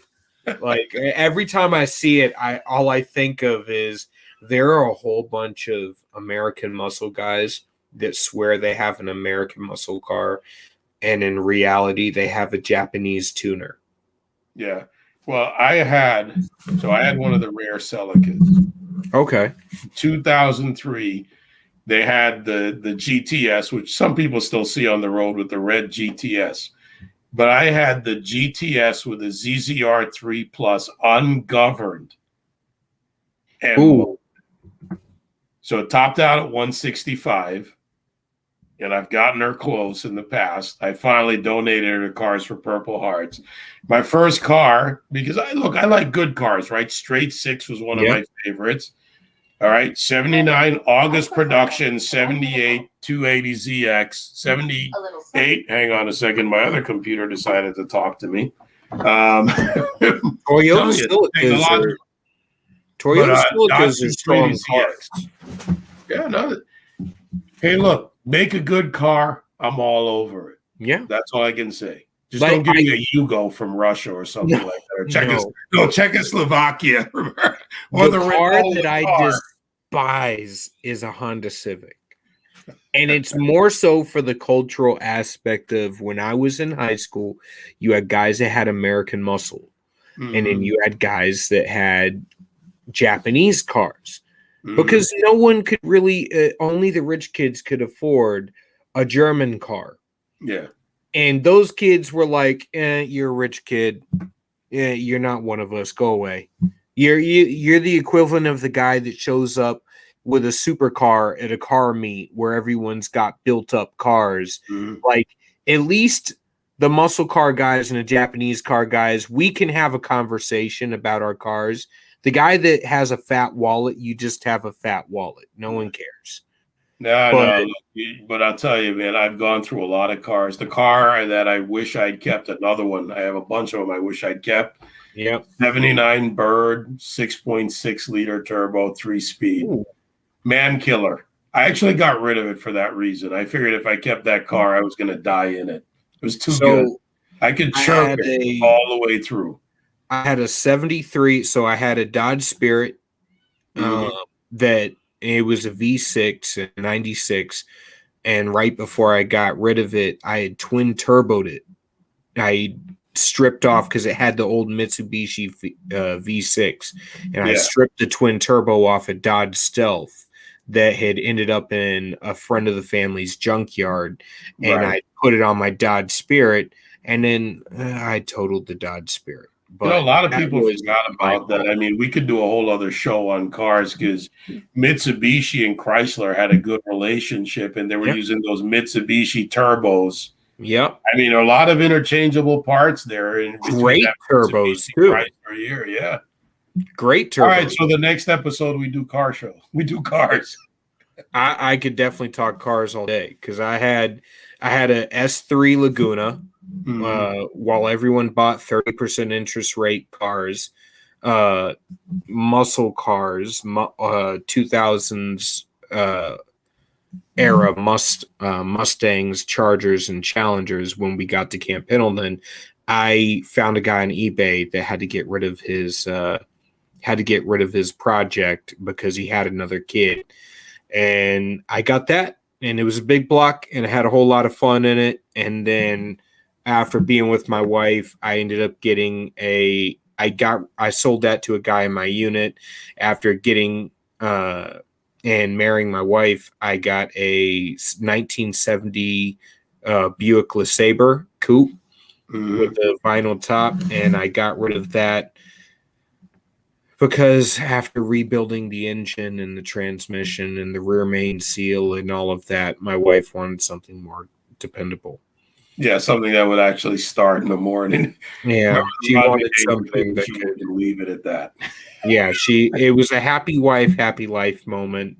So I took it, and now I have my Plymouth. It took me like 5 years since then to get another classic car, but this one I don't anticipate getting rid of unless I can get my hands on a 73 Plymouth Satellite sedan.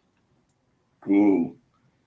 I'm trying to remember because my father had a Satellite. It had the 318 in it, the engine that wouldn't die. I'm trying to Plymouth Satellite 71, maybe a 71 or something like that era.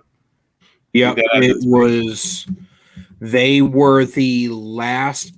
I'll say the smooth bodyline sedans, and it was absolutely gorgeous. Absolutely gorgeous. Every time I look, there's actually one for sale in New York, and because it's a sedan, nobody wants to buy it.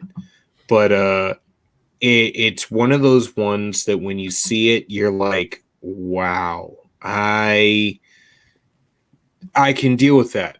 But then I realize there is a difference between how guys like us look at classic cars and how my wife looks at classic cars. She wants to see the finished product. So when I show her a car, when I show her a car, I got to show her what it would look like finished first. and I got to show her what I'm buying it as and explain to her how much of it is already done. Let's put it this way. For them, we're a work in progress. They don't need another one. Exactly. Exactly. She looks at me and she's like, I already got to deal with you. I don't want to deal with a car that we have to work on too.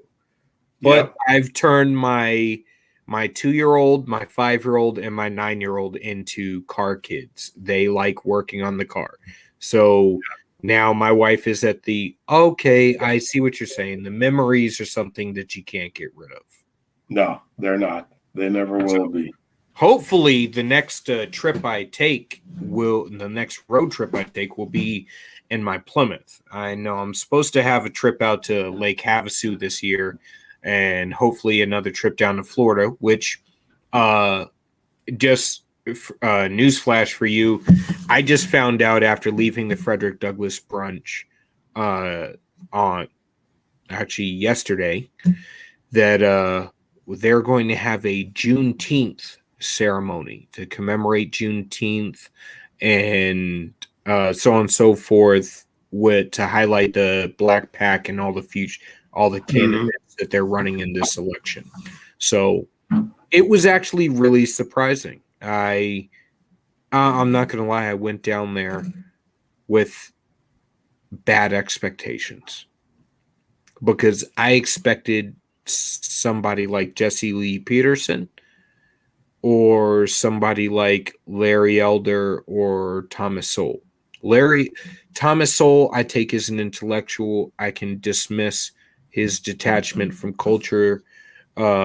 Same with Larry Elder, Candace Owens, I do not, and Jesse Lee Peterson, I do not give that level of grace to. Mostly because I see someone like you who has the intellect and loves the community and the culture at the same time and doesn't have to divide the three from each other. And then I see Jesse Lee Peterson, who has never said a positive thing about the Black community. And I say the same thing for Candace Owens, and maybe that's a maturity thing because you have more miles on your tire. I got a few more. But hey, Black don't crack, so there's that. But then in Thomas Sowell, who is honestly, I view in the same lane as Ben Carson, they're so intelligent that to have a conversation with them, they have to dumb themselves down so that normal people can understand them. All right, so here I'm going to give you this as the exit here. So on a Ben Carson story. All right, okay. Now I haven't told this one on air yet, so you actually get to hear it first. Okay. It ends with "Don't ever play pool with Ben Carson." New Year's Day. That bad? New Year's Day, we get to the house. Pastor and I get to the house. Ben opens the door. Looks at me, making, hey, I'm immune. Give me a hug, right? Because he had COVID. So here we are catching up. Okay. Walk in, say hi to his wife, Candy. There's a pool table on the first floor of the house. And, okay, Ben, hey, why don't we shoot a game of pool while we catch up? So we start shooting a game of pool, or at least I rack him. He goes, you break, you're the guest. I go over, I break. He walks over to the wall, and he pulls out the glove, and he puts on the glove. Oh, no. He puts on the glove. Then I'm sitting there going, all right, what's going on here? So I rack him, all right? I break, and I put 5 down. I'm off to a good start, but I'm honest. I'm like, Ben, it's been a while. I'm a pretty good pool player, but this ain't going to last. He proceeds to keep beating me till the second set of guests show up, and it's Kevin Hercules. Okay. So for the purposes of the story, here's Hercules, who said, hey, great idea. Let's play some pool. The ladies are catching up. We're getting ready for lunch. The three of us are playing pool. And Ben's dissecting the three of us. Yeah. I mean, the two of us. Kevin finally beats him at a game of pool. I still haven't beaten him. Wait, so he broke both of you guys down. He not only that, it gets better. He says, as we're playing along, he goes, I got the pool table upstairs. What? Whoa, whoa, whoa, whoa. Most people have one pool table. You've got He's two. got two. In case you wake up in the morning, you get lazy, you don't want to go downstairs and play a game. He goes, no, and the people at the house, it was too big. And I'm like, Ben, I'm not buying this. I don't care if the story's true. You got two pool tables. I'm being hustled here. Yeah. Yeah. So the moral of the story is don't play pool with Ben Carson. And I'm going to leave it at that. Oh, man. I served with a couple guys. So you're a Marine, so you know the dynamics of being a Marine. If you look at GT score wise, we get all the jokes about we eat crayons and stuff like that. And both my parents are Air Force, and my grandfather is Army, and his brother are Army. We get all the jokes as being the dumb branch. And you know what? I would take them on the chin if it wasn't for the fact that we have bigger balls than the other three forces combined.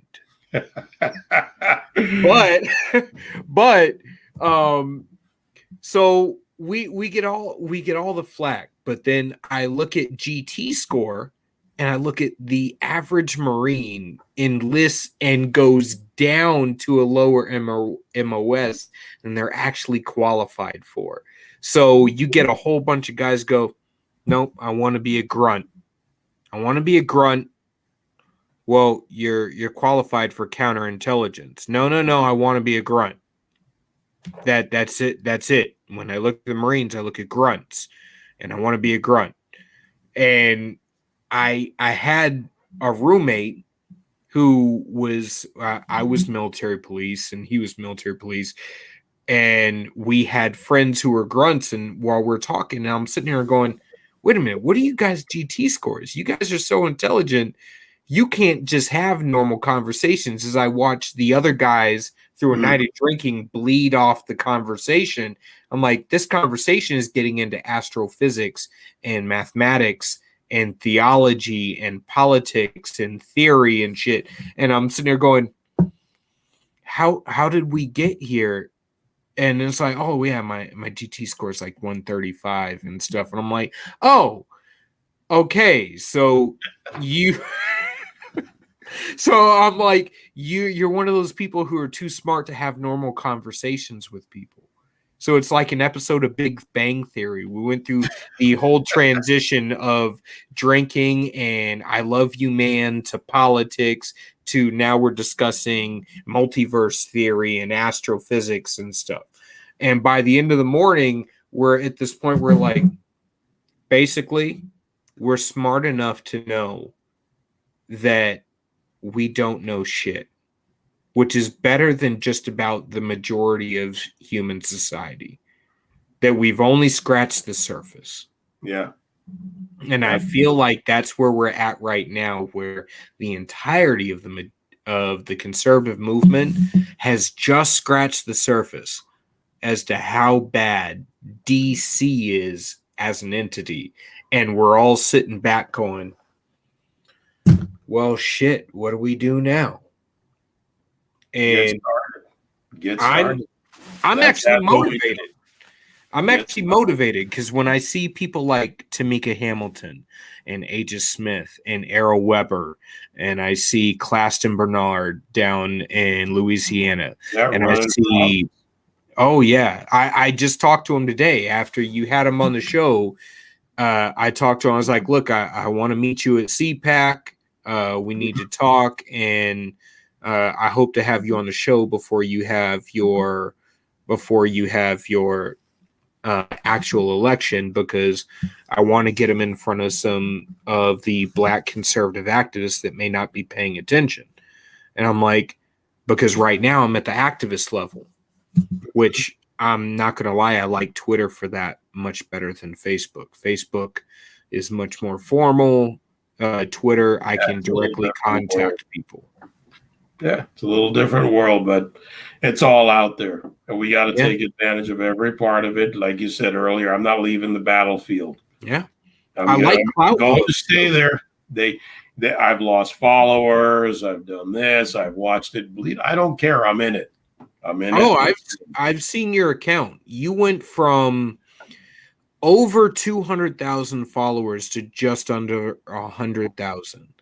And I know part of that is from people being purged, and part of that is from people outright leaving for Parler, Gab, Clout Hub, it's a mixture. And I think I lost around 300 followers. I just made it over the 1,000 followers mark, and then all of a sudden I lost 300, and then I just gained them back. And it was mostly like the initial purge happened overnight, and I lost probably about 100 there, and I lost probably another 200 to people just going, no, I'm done with this. Yeah, people are leaving. They're going to other platforms. They're sick of being deplatformed. But my job is to stay in it. Maybe you can convince me as a fellow blue collar intellectual, because I view you as a regular guy with the intellect of anyone that went to Harvard or Yale or any of the other bougie universities. Maybe you can convince me. My issue with Section 230 is I see it as allowing companies to operate outside the market as it would normally have them. I see Google, Facebook, Twitter as all selling information to the federal government, which they all do. I see them as getting subsidies and protections from government, which they all do. And I no longer see them as private entities as long as they are protected by government, regulated by government, and cooperate with government on a daily basis as basically ex facto entities of government. Maybe you can convince me how we should either still consider these as private organizations and just remove their protections, or whether we should still consider them private organizations and just build our own.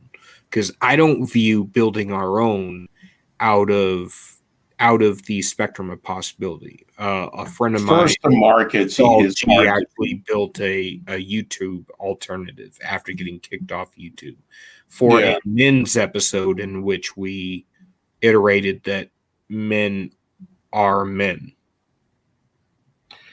We're not going to beat first to market anytime soon or easily. I'd rather deal with them from the antitrust point of view.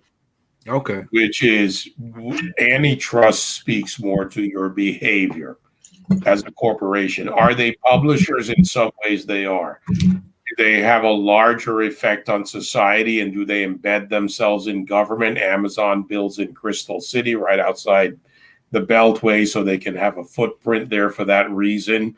The servers, they all do that. And I understand why they do it, because I'd rather try to beat them in the open market, but they have an unfair advantage. So I would go through the antitrust. Section 230 is a harder argument to win against. Not that I don't believe it's a valuable argument when it comes to whether they're acting as publishers or content controllers, because they control content by either allowing you to see certain things or not allowing you to see certain things. So that leads me to monopolistic behavior. And I think that's a better approach, to go through antitrust to deal with them. I'm not against building other platforms. Obviously, I'm involved with Cloud Hub and I'm involved with others. But that's a long-term play, because technology will always do something. It will always evolve. And in a short window of 10 years or so, we've seen technology change immensely, because right now we're looking at it in just 10 years. But there will be 10 years from now on the planet. We don't know what it looks like, but there will be new competition. There will be changes in cultural behavior. There is a generation coming, and there's a blowback effect that could also add to this, where young people don't want to be controlled by their parents. They want to be told what to do. And if you take too much attempt to control them, they may revolt against you, and somebody else may come along and pick that up. This is not, it is conjecture, but the fact is that's how the world works. Yeah. Pet rock of the 60s or whatever that was, to where we are today. The tavern in the early days was Facebook, right? You met in the taverns. The farmers came in. The blacksmith came in. Today, you do it electronically. MySpace. Yeah, MySpace, exactly. Yeah. Now it's I had an episode with Magdalene Rose, which someone you might like to talk to. Magdalene Rose. She messages to young voters. And she deciphers what young voters are actually looking for. And she says young voters are increasingly apolitical. They are, I should say, they don't subscribe to a particular party. They care more about solutions, which I honestly believe New Hampshire is very similar to that. The dynamics in New Hampshire, when it's a social issue at the top of the ticket, we go Democrat. But when it's a fiscal, homeland security, national defense sort of issue, an economic issue on the ticket, we go Republican. I believe if we are the party of Lincoln, in which a conglomerate of ethnicities, cultures, ideas all come together with a singular idea of what government should or should not be involved in, that we fulfill that void that the left cannot fill, that they can only approach on the social level, whereas our big tent, which is what Donald Trump ran on and what he operated on, because Donald Trump was 30 years ahead of gay marriage. He was on the whole gay marriage spectrum back in the 80s. And it goes the same with women's rights and the civil rights movement. People may not like him, but I can look at his interviews from the past and see where he stood on issues and where he was consistently standing on issues throughout history. And when it came to social issues, he just flat out didn't care how you lived your life. And that's where that's a pretty accurate description of him. Yeah. And unfortunately, that got caricatured, perverted. And this is the power back to social media, back to big tech, back to the social activists, the AOCs and others.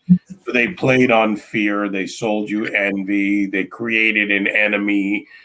Why? Let's put it this way. Donald Trump's out of the White House. Why is he still relevant to the left? Because he's a threat. He's snowball. And he also didn't fear them. He didn't fear them. He just simply stood up and said, okay, you want to take a punch? I punch back. Well, for a group of people who don't thrive on actual solutions, who thrive on the problem still existing, a guy that comes in with the sole goal of fulfilling the problem and solving the problem is an issue. Mm-hmm. Like, I'm not by any means under the delusion that if I'm successful and make it to Washington on my solutions over politics mantra, that I'm not going to face tons of opposition by the simple fact that I care very little about the game and very much about actually solving problems. Yeah. And I'm at the same time. And I can tell you this, having worked with people who are good people that do go to Washington, because there are good people there. Yeah, you've got to learn. You don't have to become the game, but you have to learn the game. Because play the game. If you don't, you will simply be pushed aside. And there's an office in, I'm trying to remember, not in Dirksen, that's the Senate building, in the House, the original House building. Okay. Is it not Rayburn? I can't remember the name now. I don't know why. Maybe it's Rayburn. And it's downstairs in the basement. And this is the congressional office. And there's a pole running through this thing. And it's a little corner with a small desk and a small office. And I used to joke about it. That's the guy who didn't learn how to play the game. Or not necessarily to play the game, but didn't know how the game worked. Yeah. That ends up in that office, and that is actually a congressional office. Rayburn, in the Rayburn building. Okay. I think it's still an office, but literally this office is in the basement, which there are others. But my office here is bigger than it. Yeah. in my house. That's the way it is.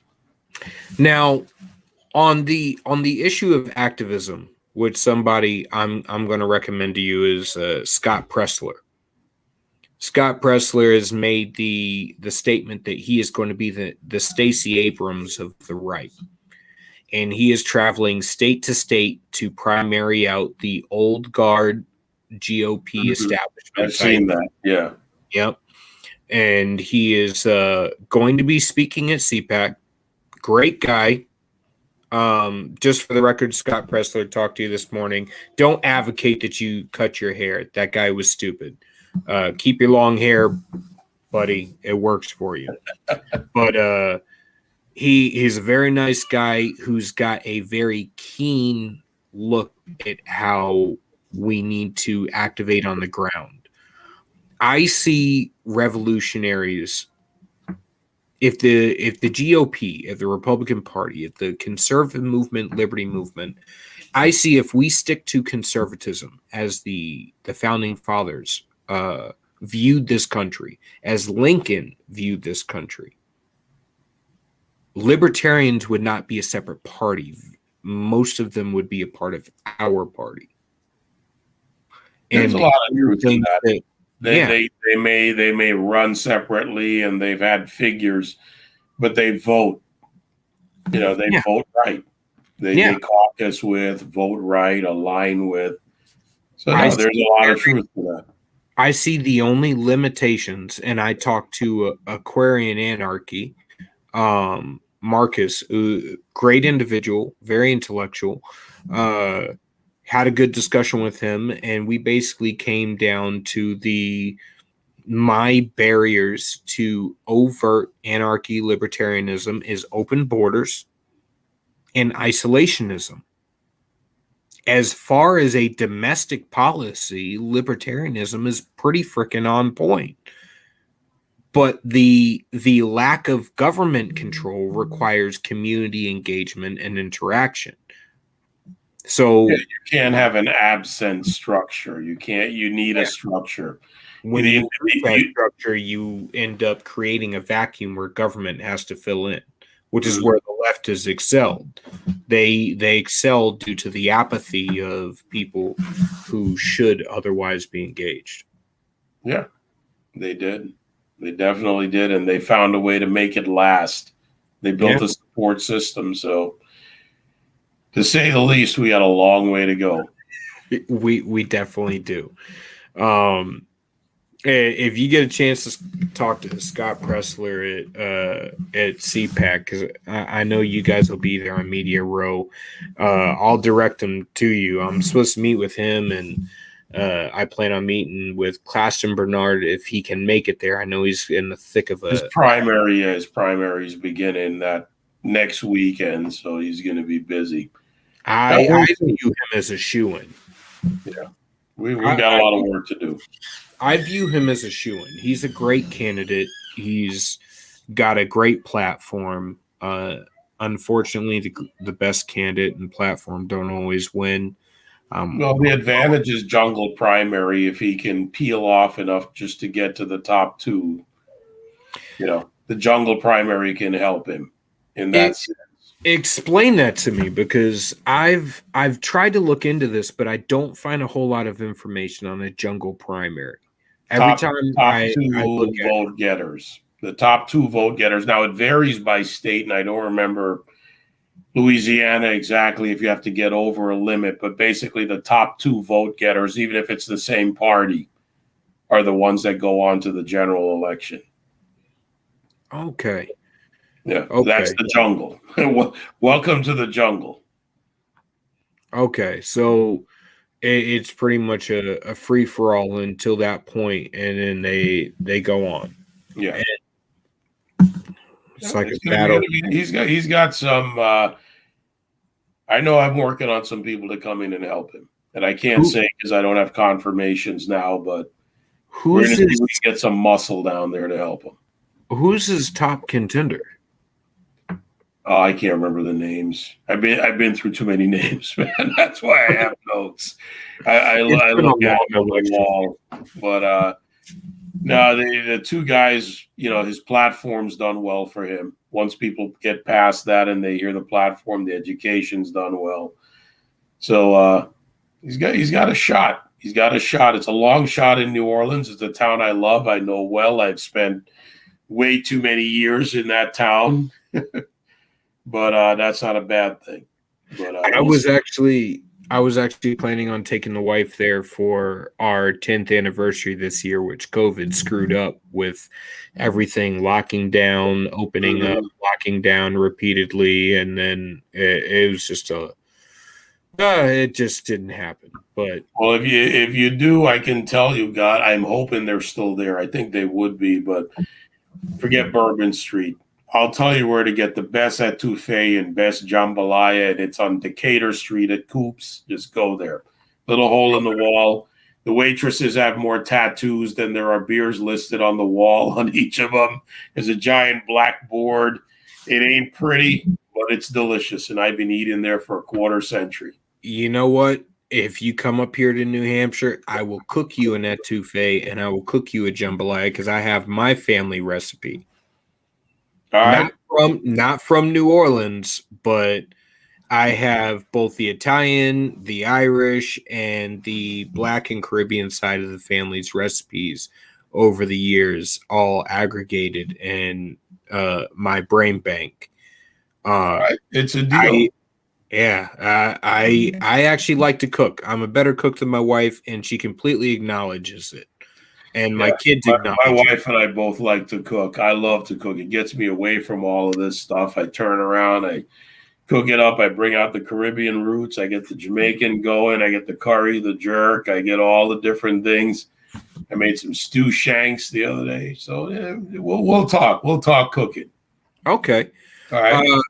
Before we finish today, what is your cigar of choice? See, now that varies. That depends on my mood, but I'll tell you, I tried one recently. First, I got to tell you, I had a really, really great gift from a buddy of mine who brought me pre-embargo, 60-year-old, no bloom cigars with a bottle of 66 port. No kidding. And we enjoyed them. But he brought us another cigar. It's a Bello. And It's a Cuban family that's been around forever, and they're doing them again. And the bellows are beautiful. The leaf's nice. It's a smooth smoke. So, just like a scotch or a bourbon, it depends on my mood. Sometimes I want something really robust. So I want to get that nice, strong flavor. But in general, I just like something that's a smooth flavor that I can enjoy with a scotch or a bourbon. I am at present, if I remember correctly, the youngest person in the state of New Hampshire to be a member of the Cigar Aficionado Club. Nice. I got my favorite, my last pre-embargo cigar was 2006. Yeah. Was 2006, I think, the last time I got my hand on one. And then after that, it's been, I like buying a dark, woody, was it? Now I just space. It's a Romeo and Julieta. Oh, hold it. Is it I just had one, and they're really hard to find too now. I was down at Guantanamera in Calle Ocho in Miami, and they had a Romeo and Julieta. It was a darker leaf. Oh, I can't remember it now. It's going to kill me. I got Partagasa instead. It's a Romeo and Julieta, but I used to have a dehumidifier. Like I used to soak them in because I had my grandma was a big fan of brandy. Mm-hmm. I used to soak them in the brandy that my grandma had at the back of the cupboard for like she had to have it for like 40 years because it was my grandma was a very short Italian lady. She was about probably 5 feet tall. and it was at the back of the top of the cupboard, which to reach, you would either had to be standing on a ladder or be 7 feet tall to get to. And she had a couple bottles back there, and I used to soak my cigars in them and then dehydrate them to get that flavor. And oh my Lord, it was a Romeo and Juliet. I bought a whole box of them, and I soaked them and then dehydrate them again. And to be completely honest, in high school as a young guy, I had a couple buddies over my house, and then I come upstairs from changing to get ready for football practice and find my buddies had cut open one of these damn expensive ass cigars and expensive brandy to put weed in it, and I damn near lost my mind. I get that. I would too. I was like, the look on my face, I was like, you ruined an expensive cigar and probably about $20 worth of brandy for stupid or stupid shit. I'm like, you gotta be kidding me. It ruined my day. I was like, the entire practice, like, you're still bent up about that? I'm like, yes, I am. You basically just took $100 out of my pocket. I'm like, this is like, my dad has a family recipe to make amaretto, and when he eventually gives it to me, when apparently I prove worthy, I will be soaking my cigars in that. Yeah, but it hurt my soul to see something like that. Yeah, kind of like watching a guy put 24-inch rims on an old classic Impala. No, you don't do it. You got to do it right. Yeah. So I'll tell you what, I got something for you. It's soaked in a Blanton's when we get to New Hampshire. Most definitely. I got one for you. I'll be bringing those. I got a bottle of scotch. My uncle gave it to me. I haven't opened it yet. I had a bottle of McClellan's. That's what this is.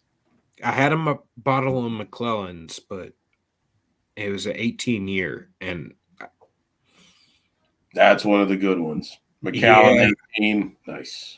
I drank it, and full disclosure, I drank it because I was having a good night, and I was celebrating at the fact that jumping into politics has gone so fortuitous, so great straight off the bat, even though I know the amount of hell that is to come. It's kind of like an eye in the middle of the storm.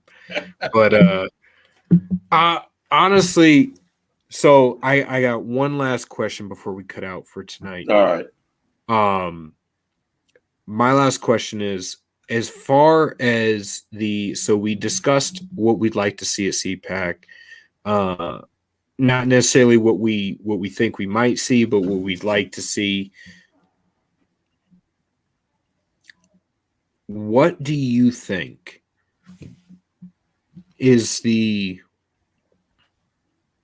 all right, what would you like to see Trump play a role in the next 4 years?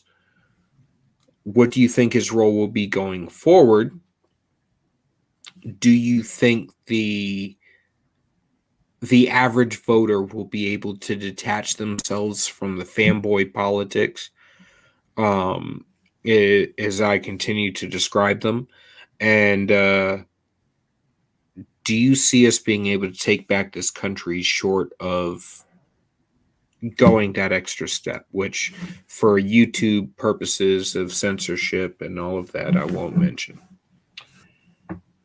If President Trump does what I believe he's doing based on my conversation with Russ Vogt, which we had on air, and some of the others that I've talked about off air, he'll make it less about him and more about the agenda.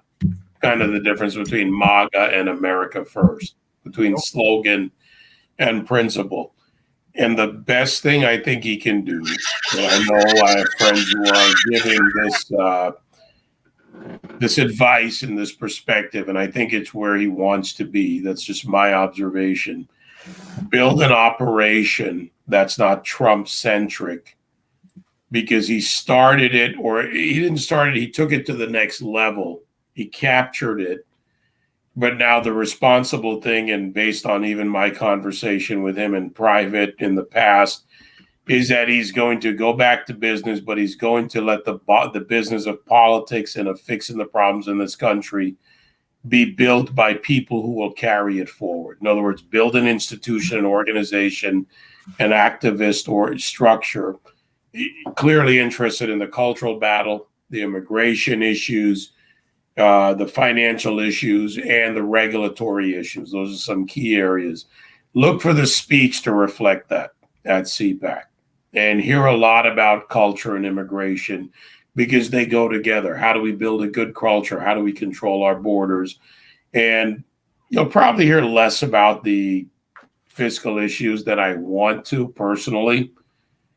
But right now, I understand why we've got to get organized, and we've got to build something bigger than ourselves. So less Trump-centric. Granted, he's a big personality, loves the limelight.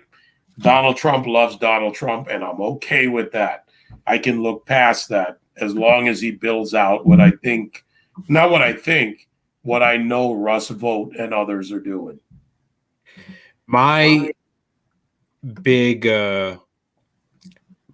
fiscal issue, because I know Trump has everything else on lock. I mean, personally, I think I've followed Trump my entire life. I've studied business because I want to be a successful businessman. Before that, I wanted to be a successful chef before joining the Marines, before realizing that being a cook in the kitchen is not the same as being a successful owner of a restaurant. But people there, whoever wrote speeches for Trump, and I understand this as a guy who goes off the cuff. The only way to make a speech for a person who is typically used to going off the cuff is to make a speech that allows him to go off the cuff and expand. So you're not providing him a speech, you're providing him bullet points in which he can get hit and he can go deeper. And if you provide the bullet points correctly, he will go deeper in the correct manner. Whoever is providing him speeches deserves a square punch in the jaw. You can't control animal nature, but you need to know what it is. Yeah. And that's what it is. He's going to riff. He's going to go with it. And look, Michael Reagan has given him the same advice. You know, he knows what he is. They're not that much different. He comes in with bullet points. He knows where he's got to go, and throw the notes aside. Okay, and maybe shorten it a little bit. Yeah. just short. Just bring it in, man. Great closing and short time in between. So my stance on economics, you're a very intellectual individual. Maybe you can give me a point or two. My idea is a 10% flat income tax on all citizens, a 14% income tax for corporate, or I should say a 14% corporate tax, a 1% sales tax, 0 capital gains tax, and a 12% for 5 years corporate tax for any company relocating their production, their manufacturing and production back to the United States in economically distressed areas, with a $10,000 deduction per adult, $3,000 deduction per dependent child, regardless of marriage or other legal tether, in conjunction with the introduction of the Platinum Plan in its entirety. I like it. It's the flat tax. It's the parity. It's equal. Yep. And I'll leave you with this. Committee to Unleash Prosperity. We were around before Trump. Larry Kudlow, Steve Forbes, myself, Art Laffer. I mean, I'm no economist, but I'm in a group of guys that are among the best. Mm-hmm. flat tax, fair structure, equal structure. Some will rise, some will fall, some with abuse, but it's fair across the board. No, I've always been for that flatter, fair tax approach. I do like the prebate for the poor and the underserved, that there's a prebate structure for them. And if you just do that, you won't solve all the problems. No code will. I didn't put it in here, but I did put my tax floor at 30. I think is $30,000 a year. Mm-hmm. I put it $30,000 a year, which is just over the poverty line. So you do have the ability, which I find to be. I know this is on purpose, but most of the government programs that have been proposed stop all assistance and everything right at the point where you start to have any sort of luxury whatsoever. So what you do is you do what Ben Carson did with the Opportunity Zone programs and the Envision centers, is that you have the AMI from 1 year, which is what it is, the problem you're talking about. And you change the average median income to a 3-year average based on Treasury. So what you end up with is a real assessment of value, and you give someone the time to earn their way out and to plant a solid foundation so that they have a better chance. Percentage-wise, that's why in the 4 years of Trump, and I'll leave you with this number, in the 4 years of Trump and the work that was done by the Opportunity Zone Council, 1 million people came out of poverty. That's no small task, because that's a greater economic effect. Which is one of the things I will say, as Dr. Ben Carson went unnoticed for 4 years. He was doing a lot of work. He put in a lot of good programs. I followed his work. And one of my big issues is the inability to, as soon as, now I will admit, in reactionary fashion, as conservatives as we usually are, we hear certain words, and very much like the left, because they've weaponized words against us, they trigger us. Words like welfare, reparations, so on and so forth. I view the Platinum Plan as what reparations would look like from a conservative. Like, if I were to propose overt reparations, monopolies on land are bad. Monopolies by government are worse. And taxes are bad. Taxes by overt taxes by government are worse. So I said, the government gives the 40 acres that were promised, that were never passed, that were never legitimized in law for many reasons, most of which the fact is, much of the fear at the time was that if we were self-sufficient, we would have sought revenge right off the bat. And I honestly, I have no counter to that. Right. It's an emotional response against a possible emotional response. I got nothing for that. But the original 40 acres, and I wouldn't necessarily propose a 40 acres, but a specific value of land, because one plot of land is not equal to the value of another plot of land. So you give the plot of land to ADOS, which there are approximately 43 million Black people in the United States that at least claim being Black. We know that number will go up, but ADOS is a defined number, the amount of people who can actually tie their heritage back to American slavery, the American Atlantic slave trade and domestic slave trade. So you limit it to just that, which to my last reading was around approximately 5 to 8 million. 40 acres per, or an approximation of land, which is a tangible.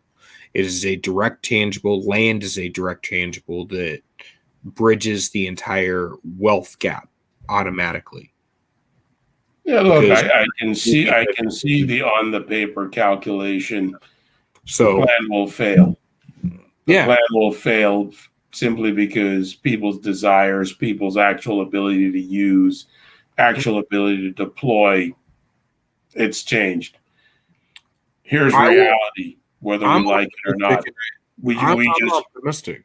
I think it will work because what we have recently is something that we have not had in the past, and that is the level of financial literacy, the amount of organizations and community engagement that is pushing financial literacy. So the 40 acres in and of itself is not it. What is the key developer is if you participate in this, it is a non-government program. It's a straight out award. So no government program. The government's not backing you up. You get no assistance, no nothing after the fact that you participate in this. You get your 40 acres.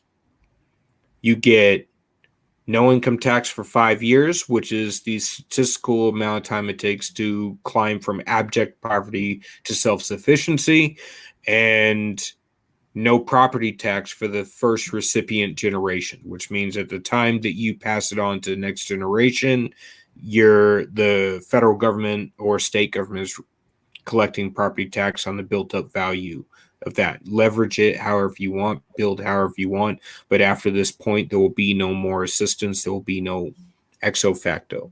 And I'm a big fan of Milton Friedman's idea that if you're going to have any sort of government assistance, it should not be a program. It should be a check, period. Because that's about the only thing that mimics an actual market.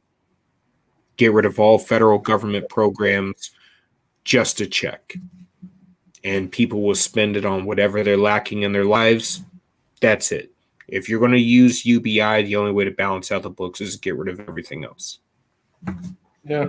Look, intellectual exercise, we'll leave it at that. All right, man. To Jeffersons and to the founding fathers. We'll definitely have a cigar when you come up here, and we'll go for a ride. Maybe we'll even go shooting. I got a nice new Koenig 9mm. No, I'm going the other way. Not the other way, but this is my latest, and I'm not going to get it in automatic, obviously. But I tried out that FN 2000, that F2000 that Belgium made. How do you like it? Is that a beauty? Is that a beauty in auto? I love that 1-2 trigger, that pull. I wish they would at least give me the grenade launcher version, but that's me. I put about 200 rounds out of it last week, and I got another couple hundred rounds I'm going to try, but I got to get 2 of those. She's a beauty. I like in New Jersey. I like the bullpup sort of ergonomic design. It is comfortable as hell. Yeah. I got a Koenig pistol, and it came with a Vortec red dot sight. And I got it for the simple fact that when I picked it up, it just felt right. And there's as a Second Amendment, a gun guy, you pick up a gun, and there are guns you like and there are guns that you don't like. It's what feels right. It's what feels right. I tried the staccato. That's another one I like. Staccato feels nice. But actually, it's funny. My wife and I were at the range a week ago, and she's working her way. She was trying out about 6 or 7 different, what does she like? What does she want? And you know what I say? That's sexy as hell. All right. Yeah. Yeah. My wife, the first time I saw her shoot, I'm not going to lie, she was more accurate than I was. Oh, yeah. I'm never pissing her off. I'm never pissing her off because she's pretty good. Yeah. We went to Machine Gun Vegas, and she put first time the guy told her exactly what to do, and she goes, okay, I'll do exactly that. And she put rounds directly center target, and I was like, oh, okay. He's like, yeah, don't piss her off. I'm like, actually, this is pretty awesome. Yeah, it's pretty awesome. I almost got in trouble when I was active duty. I had my wife come on base to do a Jane Wayne day, and she disassembled and reassembled a 50 cal and a 240 faster than most of my active duty class students had done. Well, she's a keeper. Yeah, she's just good at puzzles. She's like, it's just a puzzle. I'm like, yeah, it's a puzzle that could kill people, but it's all Still a good. puzzle. It's still a puzzle. I was impressed. I'm like, that's a keeper. And she Yeah. may not understand cars, but she gets guns and she likes guns. And now she wants a new one. So I'll take what I can get at this point. That sort of mentality is not common anymore. Yeah. So, Yeah. but I hear you, brother. thank you for coming on. I appreciate it. We'll definitely have to chat when you come up here, and we can go in deeper. I know I premiered a couple uh, crazy out there topics throughout the discussion tonight. I'm not so much that I believe in UBI or any of that stuff. I'm just willing to have the conversation because Yeah, no, you got to open the door, have the conversation, and flush it out. If you don't, you don't have a possibility. Yeah, same with reparations. As far as I'm concerned, reparations means to repair what's broken. I think the word triggers people into thinking one certain outcome, but what I saw Trump propose sound very much like what reparations would be if they were proposed by a conservative. So I consider maybe we should stop avoiding the conversation and dive right into it. And Well, have it and flush it out for the people. I think at some yeah, point, history tells you life's not fair and you move on. it is. It is definitely not fair. Like it maybe one day I'll go through an episode where I actually lay out the hell that I went through to get here to where I was self-sufficient, but it wasn't freaking pretty. So It never is, it or it rarely is. It rarely is. it definitely isn't. If and my goal for the next couple of years is to remove the boot off of people's neck. And it's not just a Democrat boot, but a statist boot altogether. Because we have elected far too many Republicans over the years that are, for lack of a better term, Republican in name only. Yeah. And we need to change that. And we're not going to change it until we do it. Yeah. We're not going to rely on the system. We can't do that. All right. I got to get back to my producers here. You got to get back. And I got a show to do. It's like doing a second show. Yeah, I gotta get back to co-host. my wife. She has peeked in the door a couple times and gave me the look. Now you better go take care of that. But God bless, brother. Semper Fi, and thank you for coming back or for coming on tonight. I hope to have you back sometime soon, and I will definitely see you at CPAC. It's going to be an interesting week, to say the least. I'll see you in a couple days. All right, Julian. This time I'll meet you in person, and the bourbon right. me. All right, man. Take it easy. Thank you. Bye. All right, everyone. Thank you for joining us for the 24th episode of Blue Collar Intellectual Podcast. Again, my name is Julian Aciard. I am running for Congress, but this is not a congressional campaign episode. This is a candid discussion between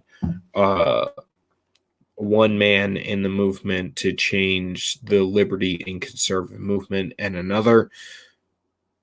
Enjoy your time out. And what kind of player am I? Am I an offensive man or a defensive man? That's right, I'm neither. I play my opponent. If he likes to attack, I force him to defend himself. If he's a cautious man, I draw him into dangerous waters. See, you get so frustrated playing defensive positions, you make stupid moves you never make if you were thinking. When you come here, boy, check that shit at the door, I'm at the top of my game, cut the check. Somebody better king me, I'm the best. Let's play a game of checkers. Better yet, the game don't love nobody. Let's play chess. I keep forgetting when I'm in love anymore. I keep forgetting.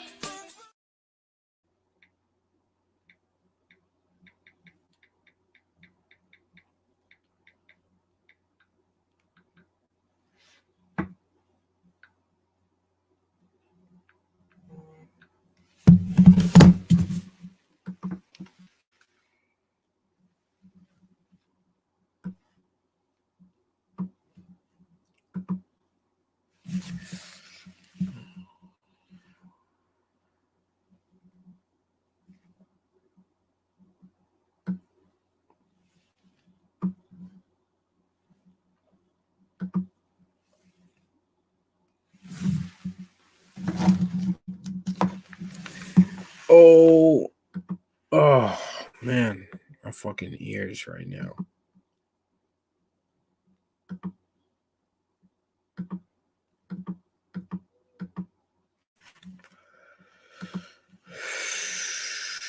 Oh shit, I'm still on.